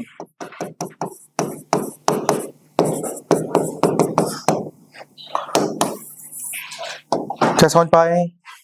तो बताओ, ध्यान देना, ध्यान, क्या आपने formula पढ़ा? अगर कोई भी केमिकल रिएक्शन होती है तो डेल्टा एच और डेल्टा ई में क्या रिलेशन होता है बताओ? Delta H is equal to delta E plus delta NgRT। अरे होता है या नहीं होता है? होता है।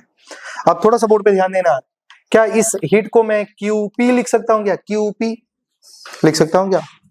और क्या इसको क्या लिख सकते हैं? QV।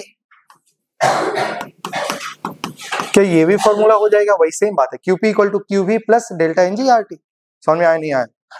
आया ना, क्योंकि delta H is equal to QP, delta E मतलब QV। ठीक है, heat at constant volume, change in internal energy. ठीक है, आइए ध्यान दीजिएगा। अरे भाई क्या बोला है? आइसो ऑक्टेन का कंबसन, तो आइसोऑक्टेन का फॉर्मूला क्या है? C4H10 क्या बोला है? गैस। कंबसन कराएंगे O2 के साथ में रिएक्शन कराएंगे, बताओ प्रोडक्ट क्या बनेगा? CO2 gas plus H2O gas. अरे बनेगा ना ऐसे, H2O लिक्विड या गैस। टेम्परेचर 1000 केल्विन, वो गैस के फॉर्म में होगा। क्या समझ में आया है? सबसे पहले किसको बैलेंस करेंगे? कार्बन। कितने कार्बन है? 4। उसके बाद हाइड्रोजन, कितने हाइड्रोजन है? ऑक्सीजन बताओ इसमें कितना होगा? 4 2 जा 8, 8 + 5 13। यहाँ में ऑक्सीजन कितना है? क्या लिखा जाएगा? 13/2। समझ में आ रही है क्या? तो बताओ यहाँ में डेल्टा, इसका वैल्यू निकालना है। किसका वैल्यू? डेल्टा Ng का। बताओ डेल्टा Ng की वैल्यू क्या होगा? प्रोडक्ट में गैस के मोल कितने हैं? 9। अरे भाई 5 + 4 9। और रिएक्टेंट में गैस के मोल कितने हैं? 1 + 13/2 है या नहीं है? क्या इसको सॉल्व कर दिया जाएगा? क्या इसकी वैल्यू आएगी? 3/2। अरे कितनी आ गई? 3/2, 1.5। समझ पा रहे हैं क्या आप लोग? अब ध्यान दीजिएगा, अब हमको निकालना है फॉर्मूला। तो delta H = delta E plus delta NgRT होता है ना। तो क्या मैं लिख सकता हूं क्या? QP = QV plus delta NgRT। अरे लिखा जा सकता है। QV कितना दिया है बताओ? -200 क्या किलो कैलोरी। ध्यान देना, अगर बताओ QV की वैल्यू किलो कैलोरी में है तो R का वैल्यू कौन क्या डालना है? कैलोरी वाला डालना है। R का वैल्यू कौन सा डालना है? कैलोरी। और डेल्टा Ng की वैल्यू कितनी है बताइए? 3/2। और R की वैल्यू कैलोरी वाली क्या होती है बताओ? 2 कैलोरी होती है।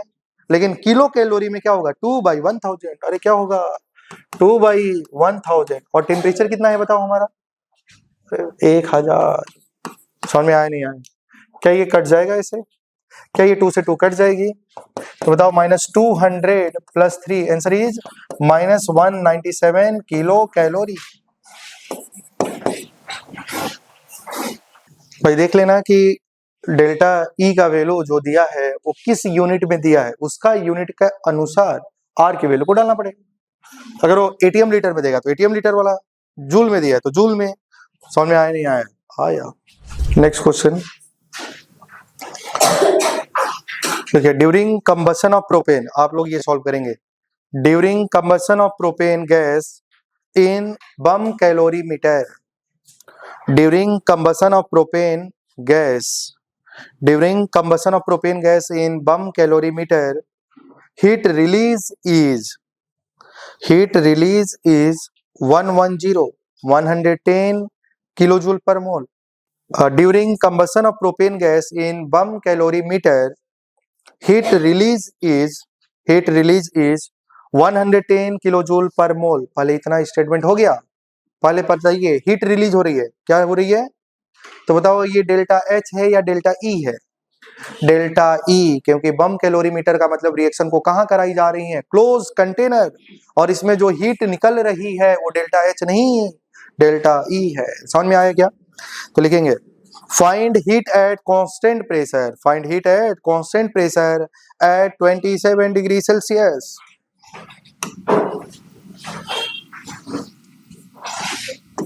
जल्दी से आप लोग का आंसर आना चाहिए।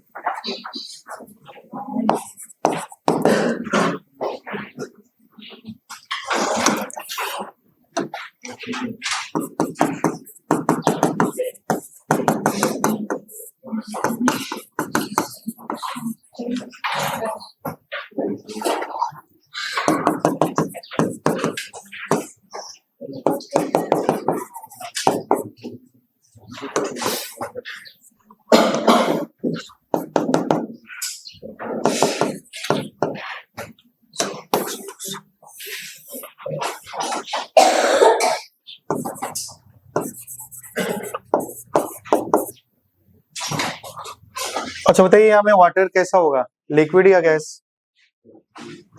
टेम्परेचर कितना है? 27 डिग्री सेल्सियस है। किस फॉर्म में होगा, लिक्विड या गैस? हाँ ये ध्यान देना है, क्योंकि 100 से ज्यादा होगा तब ना वो गैस में होगा। ठीक है। और क्या निकालना है? Heat at constant pressure. मतलब क्या निकालना है, डेल्टा एच।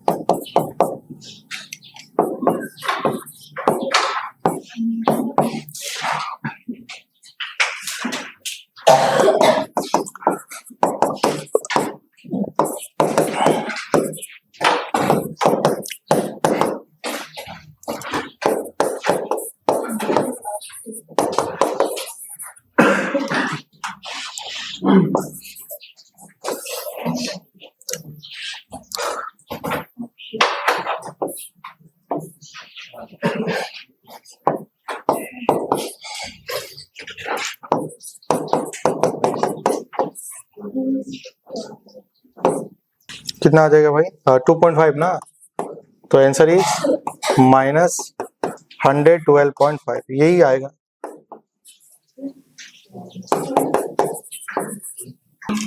एक और क्वेश्चन लिखिए, enthalpy change for vaporisation of water is, enthalpy change for vaporisation of water is, enthalpy change for vaporisation of water is, enthalpy change for vaporisation of water is, enthalpy change for the vaporisation of water is 40 kilojoule per mole, 40 kilojoule per mole. Enthalpy change for vaporisation of water is 40 kilojoule per mole. Find delta E at 100 degree Celsius. ठीक है, ध्यान देना है, यहाँ में बोला है the enthalpy change for vaporisation of water. अच्छा, यहाँ में तो रिएक्शन नहीं लिखा है, लेकिन बोला है वेपोराइजेशन ऑफ वाटर, मतलब वाटर लिक्विड से वाटर गैस में जा रहा है, इसका जो एंथैल्पी चेंज है वो कितना है बताइए, 40 kilojoule per mole, 40 kilojoule per मोल। और आपको क्या निकालना है, आपको निकालना है डेल्टा E जब टेम्परेचर कितना है, ठीक है, आपको निकालना है डेल्टा E जब टेम्परेचर है 100 डिग्री सेल्सियस, है ना। 100 डिग्री सेल्सियस का मतलब क्या होगा, 100 + 273 373 होगा, है ना। और बताओ यहाँ में डेल्टा Ng आपको कितना दिखाई दे रहा है, प्रोडक्ट में गैस के मोल 1, रिएक्टेंट में गैस के मोल 0, डेल्टा Ng तो 1 ही हो जाएगा। तो बताओ delta H is equal to क्या है, delta E plus delta Ng RT, है ना। और डेल्टा H आपको दिया है, तो बताओ डेल्टा E क्या होगा, निकाल सकते हैं ना। डेल्टा H की वैल्यू कितनी है भाई, 40। तो यहाँ से डेल्टा E की वैल्यू होगी delta H minus delta Ng RT, और डेल्टा H की वैल्यू है 40 किलोजूल पर मोल। तो बताओ डेल्टा Ng की वैल्यू कितनी है, 1, और R की वैल्यू को क्या डालना है, किलोजूल में, 25/300 3000, और टेम्परेचर कितना है 373। तो यहाँ से आप डेल्टा E निकालेंगे, अप्रोक्सीमेट वैल्यू आएगी 37, कितनी आएगी, 37 किलोजूल पर मोल। और आपको थोड़ा सा ध्यान देना, ये क्वेश्चन को इसलिए कराया गया है ताकि आपको थोड़ा एक कंसेप्ट बताई जा सके। पानी को गर्म करने का भाई 2 तरीका है, पानी को गर्म करने का 2 तरीका है। या पहला तरीका ये है कि आप पानी जिस बर्तन में, कंटेनर में गर्म कर रहे हैं, या तो वो ओपन हो, या दूसरा क्या हो, क्लोज हो, है कि नहीं। तो मान लो भाई जब ओपन कंटेनर था, समझ पा रहे हैं ना, तो बताओ उसका हीट कितना एब्जॉर्ब कर रहा था, 40 किलोजूल पर मोल। समझ पा रहे हैं ना, हीट कितना ले रहा था भाई, क्योंकि लिक्विड से वेपर में खुद से तो कन्वर्ट नहीं होगा, हीट एब्जॉर्ब करेगा, होगा या नहीं होगा। तो पानी को गर्म करने का 2 तरीका, पहला, अब जिस भी कंटेनर में पानी को गर्म करने हैं वो कंटेनर ओपन हो।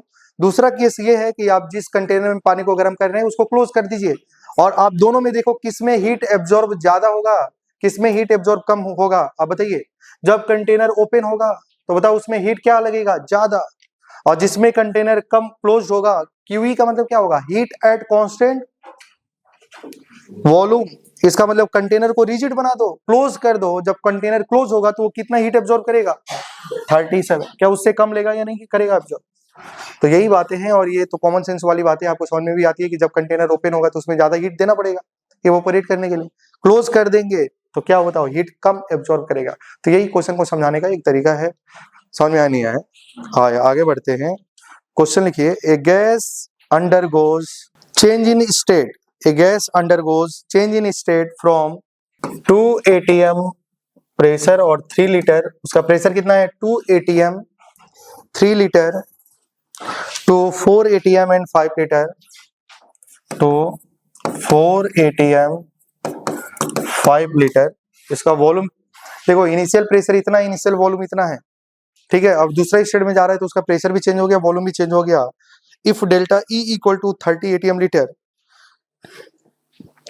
if delta E is equal to 30 ATM liter, find delta H।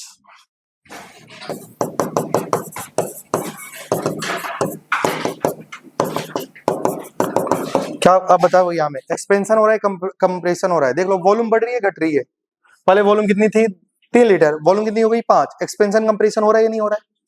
तो क्या बताओ फॉर्मूला ये इस्तेमाल किया जाएगा क्या, delta H is equal to delta E plus delta NG/RT? नहीं, कब ये नहीं लगाएंगे, क्योंकि केमिकल रिएक्शन होगा तब वो लगाएंगे। जब भी गैस का एक्सपेंशन या कंप्रेशन होता है तो फॉर्मूला क्या था, डेल्टा H। दो फॉर्मूला था, कितना फॉर्मूला, दो फॉर्मूला था, दो फॉर्मूला था। ये delta H is equal to P2V2 minus P1V1, और दूसरा था delta H equal to delta E plus NR delta T। समझ में आ रहा है नहीं आ रहा? अब बताओ यहाँ में टेम्परेचर कहीं दिया है क्या आपको, टेम्परेचर दिया है नहीं दिया है? हम कहाँ चले गए यहाँ पे, हाँ टेम्परेचर दिया है क्या, नहीं। P1V1 P2V2 दिया है नहीं दिया है? दिया है। तो फिर फॉर्मूला बताओ क्या होगा, delta H is equal to delta E plus P2V2 minus P1V1। बताओ डेल्टा E कितना है 30, और यहाँ में P2V2 कितना होगा 5 4 जा 20 माइनस 3 2 जा 6, आंसर इज 44 ATM लीटर। समझ में आया ना? अभी तक हमने दो टॉपिक पढ़ा, कितने टॉपिक पढ़ा, क्या क्या भाई बताओ, डेल्टा E और डेल्टा H। समझ में आया नहीं आया? अच्छा बताओ डेल्टा E इक्वल टू क्या होता है, Q प्लस W। क्या समझ पा रहे हैं? डेल्टा H इक्वल टू क्या होता है, delta E plus delta NG/RT। क्या समझ में आ रहा है क्या? तो क्या ये भी हम पढ़ चुके हैं, ये भी पढ़ चुके हैं, पढ़ चुके हैं या नहीं पढ़ चुके हैं? पढ़ चुके हैं। Delta H equal to delta E plus delta NG/RT अभी केमिकल रिएक्शन के लिए आपने यूज कर रहा था। ज्यादातर आपका क्वेश्चन में यही मिलेगा, केमिकल रिएक्शन। समझ पा रहे हैं क्या आप लोग? हाँ, तो delta H equal to delta E plus delta NG/RT, ठीक है। अब यहाँ में ध्यान देना, ये भी पढ़ चुके हैं, ये भी पढ़ चुके हैं, लेकिन यहाँ में ध्यान देना, यहाँ में कुछ एक और टॉपिक पढ़ेंगे तभी ये हमारा दोनों टॉपिक फाइनली कंप्लीट होगा। उसका नाम है heat capacity, specific heat capacity और मोलर हीट कैपेसिटी। क्या है, समझ पा रहे हैं ना? क्योंकि अभी तक तो एक ही फॉर्मूला मिला है ना इसका, और आपको आगे चल के एक एक और फॉर्मूला मिलेगा। जब एक एक और फॉर्मूला डेल्टा E का मिलेगा और डेल्टा H का मिलेगा तो मान लो हमारा ये दोनों टॉपिक फाइनली खत्म हो चुकी हैं। समझ पा रहे हैं ना? तो सबसे पहले आपको जानना पड़ेगा हीट कैपेसिटी किसको बोलते हैं, हीट कैपेसिटी। फिर एक होता है मोलर हीट कैपेसिटी, फिर होता है स्पेसिफिक हीट कैपेसिटी। अच्छा, मोलर हीट कैपेसिटी का मतलब होता है कोई भी सब्सटेंस का 1 डिग्री टेम्परेचर राइज करने में जो हीट लगता है उसी हीट को क्या बोलते हैं, हीट कैपेसिटी। क्या बोलते हैं, हीट कैपेसिटी। समझ में आया नहीं है? आया। इधर देखो, कोई भी सब्सटेंस का 1 डिग्री टेम्परेचर राइज करने में या 1 केल्विन टेम्परेचर बढ़ाने में जो हीट लगता है उसी हीट को बोलते हैं हीट कैपेसिटी। डिफिनेशन लिखा दिया जाएगा, बोर्ड पे ध्यान देना। मान लो मेरे पास पानी है, कितना है पानी, और इस समय पानी का टेम्परेचर है 25 डिग्री सेल्सियस। कितना है 25 डिग्री सेल्सियस। मैंने इस पानी का 1 डिग्री सेंटीग्रेड बढ़ा दिया।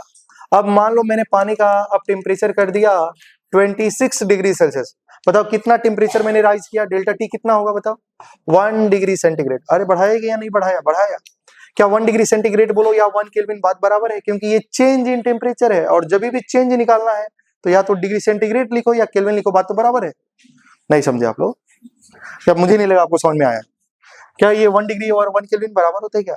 बहुत सारे स्टूडेंट का दिमाग में से ख्याल आ रहा होगा 1 डिग्री सेल्सियस को जब केल्विन में कन्वर्ट करते हैं तो 273 ऐड कर देते हैं, तो ये तो 274 केल्विन होना चाहिए।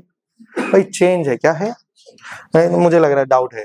इधर देखो डेल्टा T क्या होगा, देखो ऐसे मान लो यहाँ में हम केल्विन में निकाल रहे हैं। बताओ ये क्या 26 degree Celsius minus 25 degree Celsius क्या गया होगा, तो 1 आया, आया या नहीं आया? अब देखो अगर मुझे केल्विन में निकालना है तो 26 प्लस 273 करना पड़ेगा, केल्विन में आएगा या नहीं आएगा? और बताओ 25 को लिखना पड़ेगा, 25 + 273, बताओ आंसर केल्विन में आएगा या नहीं आएगा? अच्छा, जब माइनस को ओपन करेंगे तो बताओ 26 + 273 -25 - 273, अरे होगा या नहीं होगा?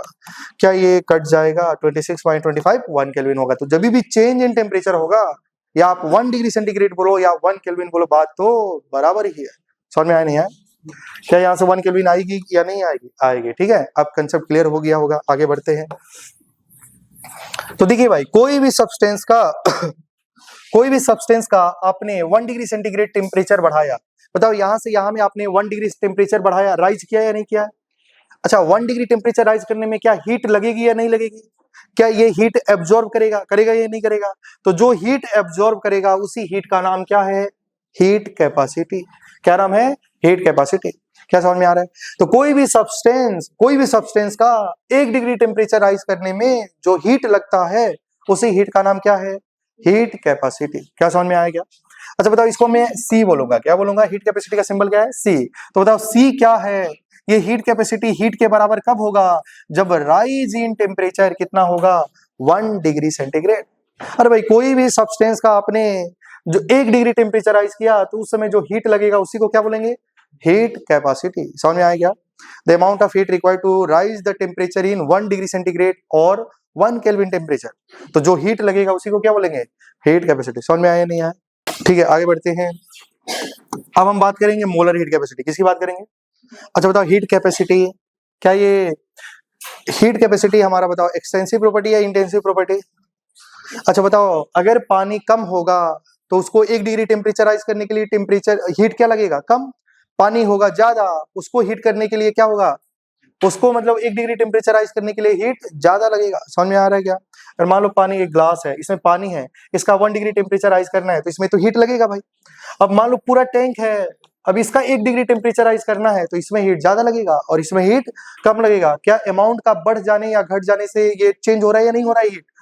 इसका मतलब एक्सटेंसिव या इंटेंसिव? एक्सटेंसिव या intensive? Answer is extensive property. तो हीट कैपेसिटी कैसी प्रॉपर्टी होती है? और जब भी कोई भी एक्सटेंसिव प्रॉपर्टी का आगे में मोलर लग जाए या स्पेसिफिक लग जाए, वो क्या हो जाता है?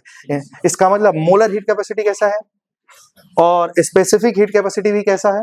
इंटेंसिव। क्या यहां तक समझ में आया क्या? हाँ, अब ध्यान देना भाई, मोलर हीट कैपेसिटी बोला जाएगा ना, मोलर हीट कैपेसिटी क्या यहाँ में फिक्स हो गया है कि अमाउंट कितना लेना है? अरे समझ में आ रही है क्या? मतलब 1 मोल सब्सटेंस का, अरे भाई पानी अब कितना लेना है? 1 मोल कोई भी सब्सटेंस का 1 डिग्री टेम्परेचर राइज करने पे जो हीट लगेगा उसका क्या नाम है? Molar heat capacity. अरे क्या नाम है? Molar heat capacity.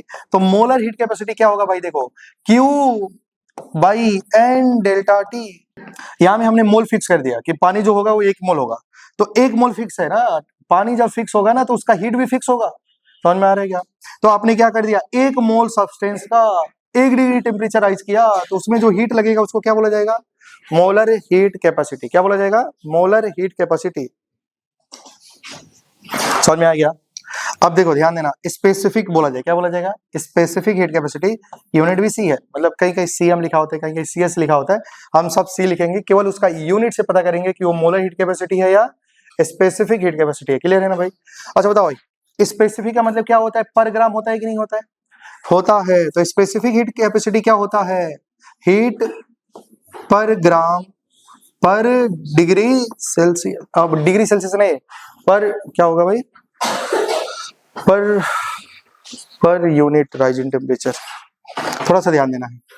पहले बताओ, स्पेसिफिक का मतलब होता है पर ग्राम, मतलब 1 ग्राम सब्सटेंस का 1 डिग्री टेम्परेचर राइज करने में जो हीट लगेगा उसको क्या बोला जाएगा? Specific heat capacity. समझ पा रहे हैं ना? इसको क्या बोला जाएगा? Heat per unit mass, per unit mass, per unit rise in temperature. अरे भाई देखो, heat per unit mass, mass fix है ना उसका, 1 ग्राम होना है। कितना ग्राम? तो heat per unit mass per unit rise in temperature को क्या बोला जाता है? Specific heat capacity. समझ में आया नहीं आया? इसको क्या बोला जाएगा बताओ? Heat per unit mole per unit rise in temperature. क्या समझ में आ रहा है क्या? मुझे लग रहा है आपको समझ में आ रही होगी। यूनिट की बात कर लेते, किसकी बात करेंगे? तो बताओ यहाँ में हीट का यूनिट क्या होगा? जूल। और टेम्परेचर क्या होगा, डिग्री सेंटीग्रेड या कभी कभी जूल पर केल्विन होगा, है कि नहीं। अच्छा बताओ यहाँ में क्या होगा यूनिट, जूल पर मोल का यूनिट, जूल पर मोल डिग्री सेंटीग्रेड होगा या नहीं होगा, केल्विन भी लिख सकते हैं, जूल पर मोल केल्विन, क्लियर है ना। बताओ यहाँ में क्या होगा, जूल पर ग्राम डिग्री सेंटीग्रेड, समझ में आ रहा है क्या। अच्छा अगर मान लो कहीं लिखा है एक पानी है, क्या है पानी, और पानी का जो हीट कैपेसिटी है, क्या लिखा है, हीट कैपेसिटी 20 जूल पर मोल केल्विन लिखा है, तो बताओ हीट कैपेसिटी, मान लो बोलेगा कि वाटर का जो हीट कैपेसिटी है, हीट कैपेसिटी जब भी बोला जाएगा या तो हीट कैपेसिटी स्पेसिफिक मोलर, ऐसा नाम लिख के नहीं बोला जाएगा कि मोलर हीट कैपेसिटी इतना है, अगर केवल लिखा है कि इसका हीट कैपेसिटी इतना है तो यूनिट देखो क्या है, जूल पर मोल केल्विन, क्या मोल है क्या, तो इसका नाम क्या होगा, ये हीट कैपेसिटी किसके बारे में बात कर रहा है, मोलर हीट कैपेसिटी के बारे में, समझ पा रहे हैं ना। देखो भाई हीट कैपेसिटी तो बकवास है भाई, जैसे अगर मैं बोलूं पानी का हीट कैपेसिटी है 20 जूल पर केल्विन, ठीक है, समझ पा रहे हैं ना, इसका मतलब क्या है बताओ, पानी का 1 डिग्री टेम्परेचर राइज करने में कितना हीट लगेगा 20, अरे भाई कितना पानी का, ये तो मालूम नहीं है ना भाई। अगर मान लो ये लिखा है कि वाटर का हीट कैपेसिटी इतना है, इसका क्या मतलब है कि पानी का, अगर पानी को 1 डिग्री सेंटीग्रेड बढ़ाया जाए, टेम्परेचर को राइज किया जाए तो उसका कितना हीट लगेगा 20, अरे भाई कितना पानी का 1 डिग्री टेम्परेचर राइज करने पे हीट 20 लगेगा, ये तो नहीं ना मेंशन किया गया है, तो ये बात तो क्या है भाई, बकवास है, इसको पढ़ने की जरूरत नहीं है। तो हमको सिर्फ और सिर्फ किसके बारे में पढ़ने की जरूरत है, मोलर हीट कैपेसिटी। लेकिन जब तक आप हीट कैपेसिटी नहीं समझते तो ये भी समझ में नहीं आता, क्या समझ पा रहे हैं ना। जैसे मान लो ये क्लासरूम है, क्लासरूम में ऑक्सीजन गैस है या नहीं है, क्या बाहर भी ऑक्सीजन गैस है, क्या आपके घर में भी ऑक्सीजन गैस है, हर जगह ऑक्सीजन गैस है या नहीं है, है। अगर बोला जाए ऑक्सीजन का हीट कैपेसिटी, मान लो ऑक्सीजन का हीट कैपेसिटी 30 जूल पर केल्विन है, इसका मतलब क्या होगा, ऑक्सीजन गैस को 1 डिग्री टेम्परेचर राइज किया जाएगा तो हीट कितना लगेगा 30, अरे भाई वो कौन सा ऑक्सीजन है, क्लासरूम वाला ऑक्सीजन है कि बाहर वाला ऑक्सीजन है या यूनिवर्स वाला ऑक्सीजन है, कुछ भी मेंशन नहीं है। तो ये तो बात तो कोई बकवास वाली बातें हो गई, समझ पा रहे हैं ना। तो आपको याद रखना है कि मोलर हीट कैपेसिटी के बारे में पढ़ना है, किसके बारे में पढ़ना है, मोलर हीट कैपेसिटी। एक मोल सब्सटेंस को 1 डिग्री टेम्परेचर राइज करने में जो हीट लगेगा उसको क्या बोला जाएगा, मोलर हीट कैपेसिटी। समझ में आया नहीं आया। अच्छा देखो थोड़ा सपोर्ट पे ध्यान देंगे, क्या इसका यूनिट भी मालूम है आप लोगों को, द अमाउंट, इसका डिफिनेशन क्या है, the amount of heat required to raise the temperature of 1 degree centigrade, लिख लो, डिफिनेशन लिखना है तो it is the amount of heat required to raise the temperature, it is the amount of heat required to rise the temperature of substance by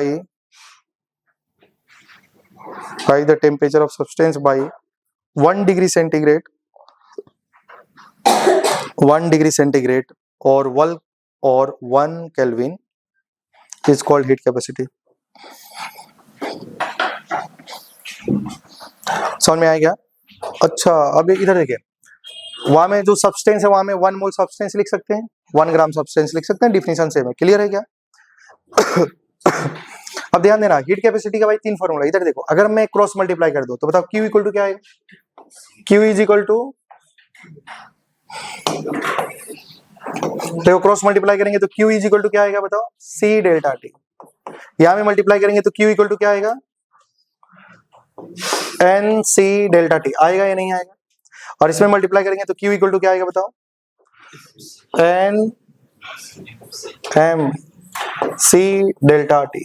समझ पा रहे हैं ना।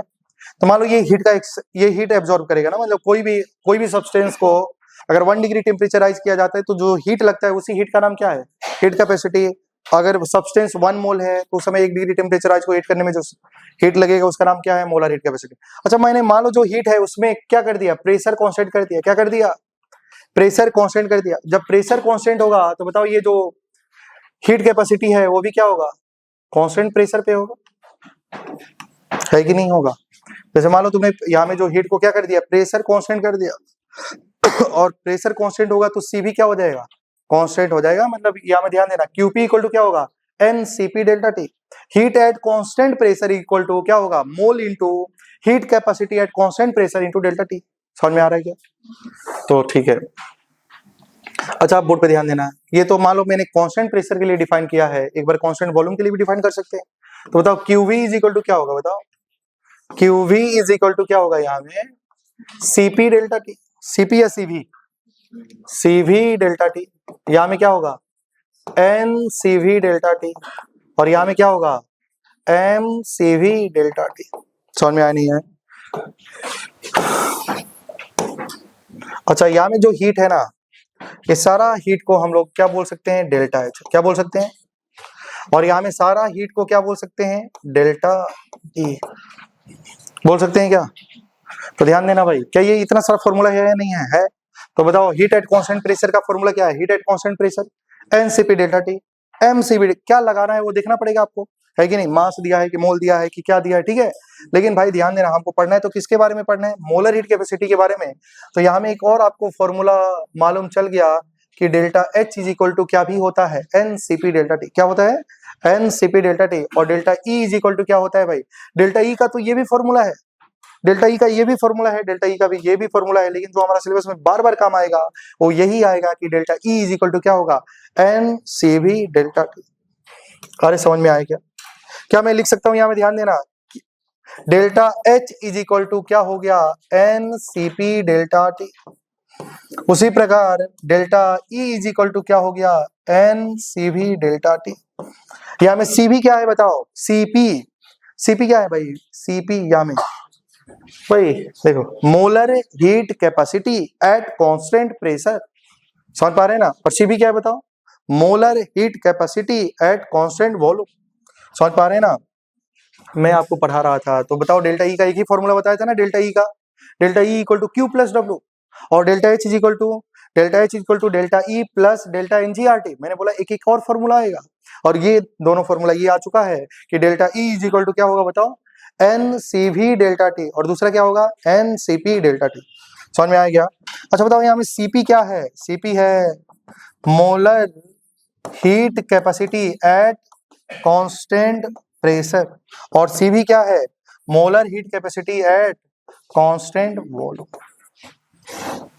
समझ पा रहे हैं ना। और ये है सीपी और सीवी, समझ पा रहे हैं ना आप लोग। और सीपी और सीवी में एक रिलेशन होता है, क्या होता है भाई, रिलेशन। तो सीपी और सीवी में एक रिलेशन होता है, सीपी देखो क्या होता है, सीपी इज इक्वल टू होता है सीवी प्लस आर। ये डेरिवेशन होता है, डेरिवेट नहीं करना है आपको, याद रखना है। इसको बोलते हैं मेयर्स रिलेशन, क्या बोलते हैं, Mayer's relation. CP equal to क्या होता है, सीवी प्लस आर, या CP minus CV equal to R. CP क्या है, molar heat capacity at constant pressure, और सीवी क्या है, molar heat capacity at constant volume. लेकिन ये डेल्टा एच का फॉर्मूला कब, जब हमारा टेम्परेचर चेंज हो रहा होगा, और ये डेल्टा ई का फॉर्मूला कब, जब हमारा टेम्परेचर चेंज हो रहा होगा।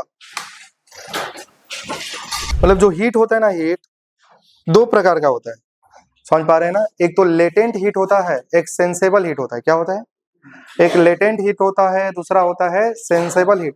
अरे भाई हीट कितने प्रकार के हैं, दो प्रकार के, कौन कौन, एक लेटेंट हीट है, दूसरा सेंसेबल हीट। अरे लेटेंट हीट क्या होता है, वो हीट जो फेज को ट्रांसफर करता है, फेज को चेंज करता है, फेज को चेंज करने में जो हीट लगता है उस हीट को क्या बोलते हैं, लेटेंट हीट। अरे भाई क्या बोलते हैं, लेटेंट हीट। जैसे इसके पहले क्वेश्चन कराया गया था, लिक्विड वाटर, जो लिक्विड था ना, लिक्विड से वेपर में कन्वर्ट हो गया, भाई फेज चेंज हुआ या नहीं हुआ, हुआ। तो वो जो हीट है उसको क्या बोला जाएगा, लेटेंट हीट। सेंसेबल हीट क्या होता है, वो हीट जो फेज को चेंज नहीं कराता है, क्या चेंज कराता है, टेम्परेचर। अगर किसी में फेज चेंज नहीं हुआ, उसका टेम्परेचर चेंज हो गया, तो उसको क्या बोला जाएगा, सेंसेबल हीट। लेकिन जिसमें टेम्परेचर चेंज ना हो, जिसमें टेम्परेचर चेंज ना हो, फेज चेंज हो जाए, क्या हो जाएगा, लेटेंट हीट में क्या चेंज होगा भाई, फेज। क्या चेंज होगा, फेज। देखो देखो टेम्परेचर चेंज होगा क्या लेटेंट हीट में, नहीं। तुम लोग क्या सोच रहे हैं भाई, समझ में आएगी नहीं है। हीट दो प्रकार के, समझो, क्योंकि नहीं समझ में आएगा तो कौन सा फॉर्मूला लगाना है, नहीं समझ में आएगा। मैंने बोला कि हीट दो प्रकार का है, एक है लेटेंट हीट, दूसरा सेंसेबल हीट। लेटेंट हीट उसको बोलेंगे जिसमें वो हीट जो फेज को ट्रांसफर करेगा, फेज को चेंज कराएगा, लेकिन टेम्परेचर चेंज नहीं होगा। क्या आप समझ पा रहे हैं ना। तो वो हीट को, जो हीट लगेगा उस हीट को बोला जाएगा लेटेंट हीट। लेकिन वो हीट जो फेज को चेंज नहीं कराएगा लेकिन टेम्परेचर चेंज करा देगा, उसको क्या बोला जाएगा, सेंसेबल हीट। मतलब ध्यान देना, जैसे अगर मैं बोलूं हमारे पास पानी है, अरे भाई क्या है, पानी लिक्विड में है, ये 25 डिग्री सेल्सियस है, मान लीजिए पानी का टेम्परेचर 25 डिग्री सेल्सियस है, हम चाहते हैं कि हमारा जो ये वाटर गैस में कन्वर्ट हो जाए 125 डिग्री टेम्परेचर हो जाए, कितना टेम्परेचर हो जाए, 125 डिग्री टेम्परेचर हो जाए। क्या समझ पा रहे हैं ना, मतलब हम यहां से यहां जाना चाहते हैं, तो सबसे पहले क्या होगा, ध्यान देना कि ये 20 डिग्री सेल्सियस है ना, पहले आप पानी का टेम्परेचर बढ़ाएंगे, वाटर लिक्विड को यहाँ में हम लाएंगे 100 डिग्री सेल्सियस। और बताओ यहां से यहां में फेज चेंज हुआ या टेम्परेचर चेंज हुआ? अरे भाई लिक्विड था, लिक्विड है, क्या चेंज हुआ, फेज चेंज हुआ क्या? नहीं, क्या चेंज हो गया, टेम्परेचर। तो बताओ ये लेटेंट हीट है या सेंसेबल हीट है? Sensible heat. ये कौन सा हीट है भाई? Sensible heat. अब हमने इस वाटर को चेंज किया, यहाँ में भी टेम्परेचर 100 डिग्री सेल्सियस है। बताओ यहाँ से यहाँ में मैंने फेज चेंज किया या टेम्परेचर चेंज किया? टेम्परेचर या फेज? फेज। तो ये जो हीट लगेगा यहाँ से यहाँ में, बताओ कौन सा हीट है? लेटेंट। क्या होगा? लेटेंट। कौन सा हीट होगा? लेटेंट। फिर हम यहाँ से यहाँ जाना चाहते हैं, अरे भाई समझ में आ रही है क्या? बताओ क्या फेज चेंज हो रही है या टेम्परेचर चेंज हो रही है? टेम्परेचर। तो बताओ कौन सा हीट होगा? सेंसेबल। तो कहने का ये मतलब है कि जब भी सेंसेबल हीट आएगा, सेंसेबल, सेंसेबल का मतलब हम उसमें इंटरेस्ट, किसमें इंटरेस्टेड है भाई? टेम्परेचर चेंज कराने में। तो जब भी टेम्परेचर चेंज आएगा तो फॉर्मूला ये लग जाएगा, कौन कौन सा? Delta H equal to N C P delta T और delta E is equal to N C V delta T. अगर हमने हीट दिया, क्या दिया भाई? हीट। तो जब हम हीट देंगे लेकिन वो हीट टेम्परेचर चेंज में खत्म हो गया, तो बताओ ये फॉर्मूला लगाना पड़ेगा। समझा नहीं समझा? डेल्टा एच पूछेगा तो ये, डेल्टा ई पूछेगा तो ये। समझ में आया क्या? अरे भाई आपने ये सिस्टम को हीट दिया, क्या किया? हीट दिया, लेकिन ये सिस्टम हीट किस में खर्च किया? टेम्परेचर में चेंज किया, टेम्परेचर को इंक्रीज करने में खर्च खत्म कर दिया। तो बताओ टेम्परेचर T1 T2 में खत्म कर दिया ना, पहले टेम्परेचर कुछ था फिर टेम्परेचर था और निकालना है डेल्टा एच। क्या फॉर्मूला यूज करेंगे? Delta H is equal to N C P delta T. Delta T मतलब वो जो आपने हीट दिया वो किस में खर्च हो चुका है? टेम्परेचर में। समझ पा रहे हैं ना? तो जब आपने सिस्टम को हीट दिया और वो हीट टेम्परेचर को बढ़ाने में घटाने में लग रहा है, फॉर्मूला कौन सा यूज करना है? ये वाला। क्योंकि आपको पता ही नहीं चलेगा फॉर्मूला, अरे डेल्टा एच का इतना सारा फॉर्मूला को कब क्या लगाना है वो मालूम होना चाहिए। जब भी सेंसेबल हीट की बात आएगी, किसकी बात आएगी? Sensible heat. तो ये डेल्टा एच और डेल्टा ई का फॉर्मूला ये लगाना है। अभी मैं क्वेश्चन कराऊंगा, आपको आइडिया भी चल लग जाएगा। समझ में आया नहीं आया? क्या होता है सेंसेबल हीट? क्या वो फेज को चेंज करता है या टेम्परेचर को चेंज करता है? टेम्परेचर को चेंज करता है। चलो ठीक है, और क्वेश्चन करते हैं। लिखिए, if 200 heat is supplied, if 200 heat is supplied, if 200 heat is supplied at constant volume, at constant volume to constant volume to 5 mole of an ideal gas, to 5 mole of an ideal gas, to 5 mole of an ideal gas, so that its temperature increases by 2 Kelvin. So its temperature increases by 2 Kelvin. Find molar heat capacity at constant pressure and constant volume. अरे भाई देखो क्या था, मोल कितना है? मोल है 5। अरे कितना मोल है? 5। आपके पास एक सिस्टम है, क्या है? सिस्टम। सिस्टम को आपने हीट दिया, अरे भाई कितना दिया? 200। कितना? जूल, जूल या किलो जूल? जूल। अपने सिस्टम को एक हीट दिया, समझ पा रहे हैं ना? और क्या लिखा है? Eight constant volume. क्या लिखा है? Heat at constant volume. Clear है ना? क्या दिया? क्यूवी की वैल्यू कितनी है बताओ? 200 जूल। है या नहीं है? है। टेम्परेचर कितना दिया है? टेम्परेचर इंक्रीज हो रही है, कहां से कहां तक?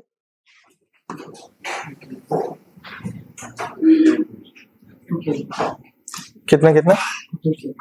2 केल्विन। मतलब चेंज राइज इन टेम्परेचर कितना है? 2 केल्विन। आपको क्या निकालना है? Heat eight molar heat capacity at constant pressure, ऐसा सीपी और सीवी निकालनी है। क्या आप समझ पा रहे हैं क्या? पहले क्वेश्चन को समझिए, क्या ये सब सारी चीजें दी गई हैं, आप लोग ध्यान देना। क्यूवी दिया है, क्यूवी बोले तो डेल्टा ई। समझ पा रहे हैं ना आप लोग? मान लो आपने सिस्टम को हीट दिया तो सिस्टम क्या काम करेगा भाई? सिस्टम ने क्या किया? टेम्परेचर बढ़ाने में काम किया। समझ पा रहे ना? सेंसेबल हीट या नॉन सेंसेबल? सेंसेबल या लेटेंट हीट? सेंसेबल। उसने टेम्परेचर चेंज किया। और जब भी सेंसेबल हीट वाला आएगा तो फॉर्मूला सबसे पहले आपको क्या निकालना पड़ेगा, delta E is equal to N C V delta T. समझ पा रहे हैं क्या? तो वहां से आप सीपी निकालेंगे और सीपी निकल जाएगा तो सीपी और सीवी में रिलेशन मालूम है तो आप निकाल सकते हैं ना। तो कहने का मतलब ये है भाई, ध्यान देना। अरे यार ये नहीं आ रही है क्या, क्यूवी क्या यार, हम लोग क्या लिख सकते हैं, डेल्टा ई, फॉर्मूला क्या होता है, N C V delta T. होता है या नहीं होता है? होता है। क्या आपको क्यूवी की वैल्यू मालूम है क्या, कितना, 200 जूल। अरे किसमें दिया है, जूल में। मोल कितना है, 5। सीवी की वैल्यू दिया है क्या, नहीं। टेम्परेचर कितनी इंक्रीज हो रही है, 2। तो बताओ यहां से सीवी कितना निकलेगा, 200 divide by 10, answer is 20 joule. आया नहीं आएगा, आएगा। अब सीवी तो निकल गया, molar heat capacity at constant volume निकल गया, और क्या निकालना है, molar heat capacity at constant pressure निकालना है। तो सीवी सीपी इक्वल टू क्या होता है बताओ, सीवी प्लस आर। होता है या नहीं होता है? और सीवी की वैल्यू किसमें निकली है बताओ, जूल में। किसमें, जूल में। तो आर का वैल्यू जूल में याद होता है क्या, 8.314। तो अप्रोक्सीमेट में 8.3 लिख दो, तो 28.3 जूल।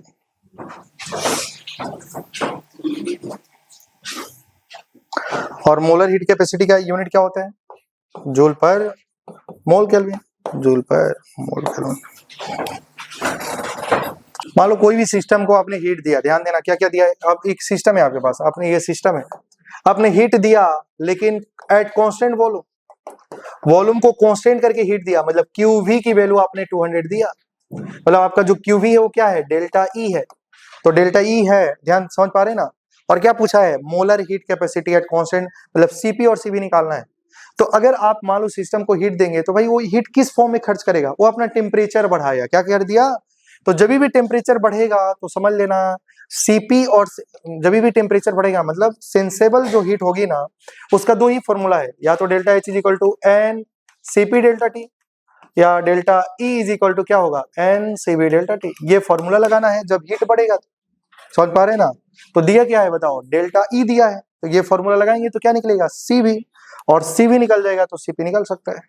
एक और क्वेश्चन लिखे, इफ 10 जूल, क्या लिखेंगे, if 10 joule of gas, if 10 joule of sorry if 10 mole of gas, if 10 mole of gas absorb heat, if 10 mole of gas absorb heat such that is such that its temperature increases from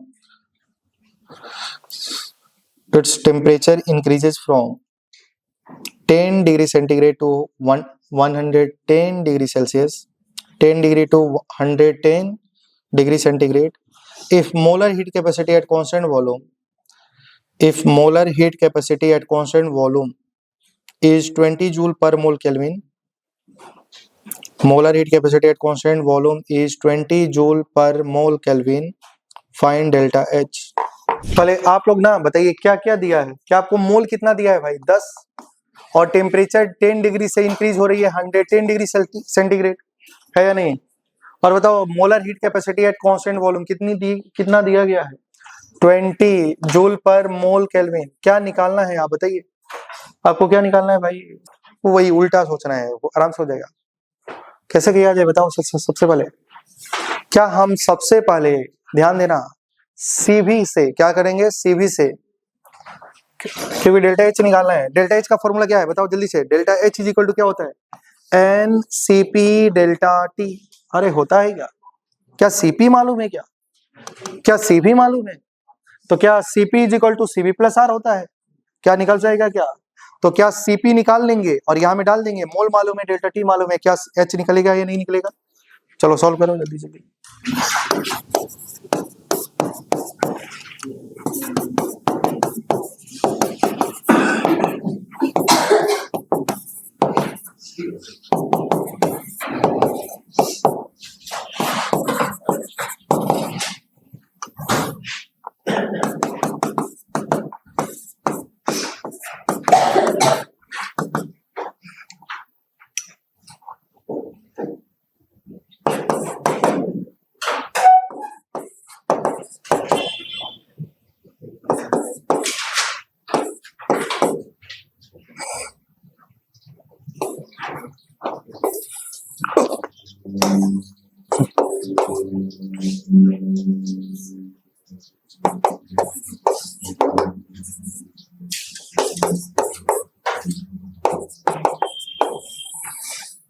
ठीक है, answer आया नहीं है।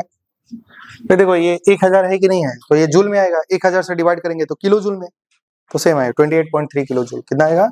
28.3 kilo joule.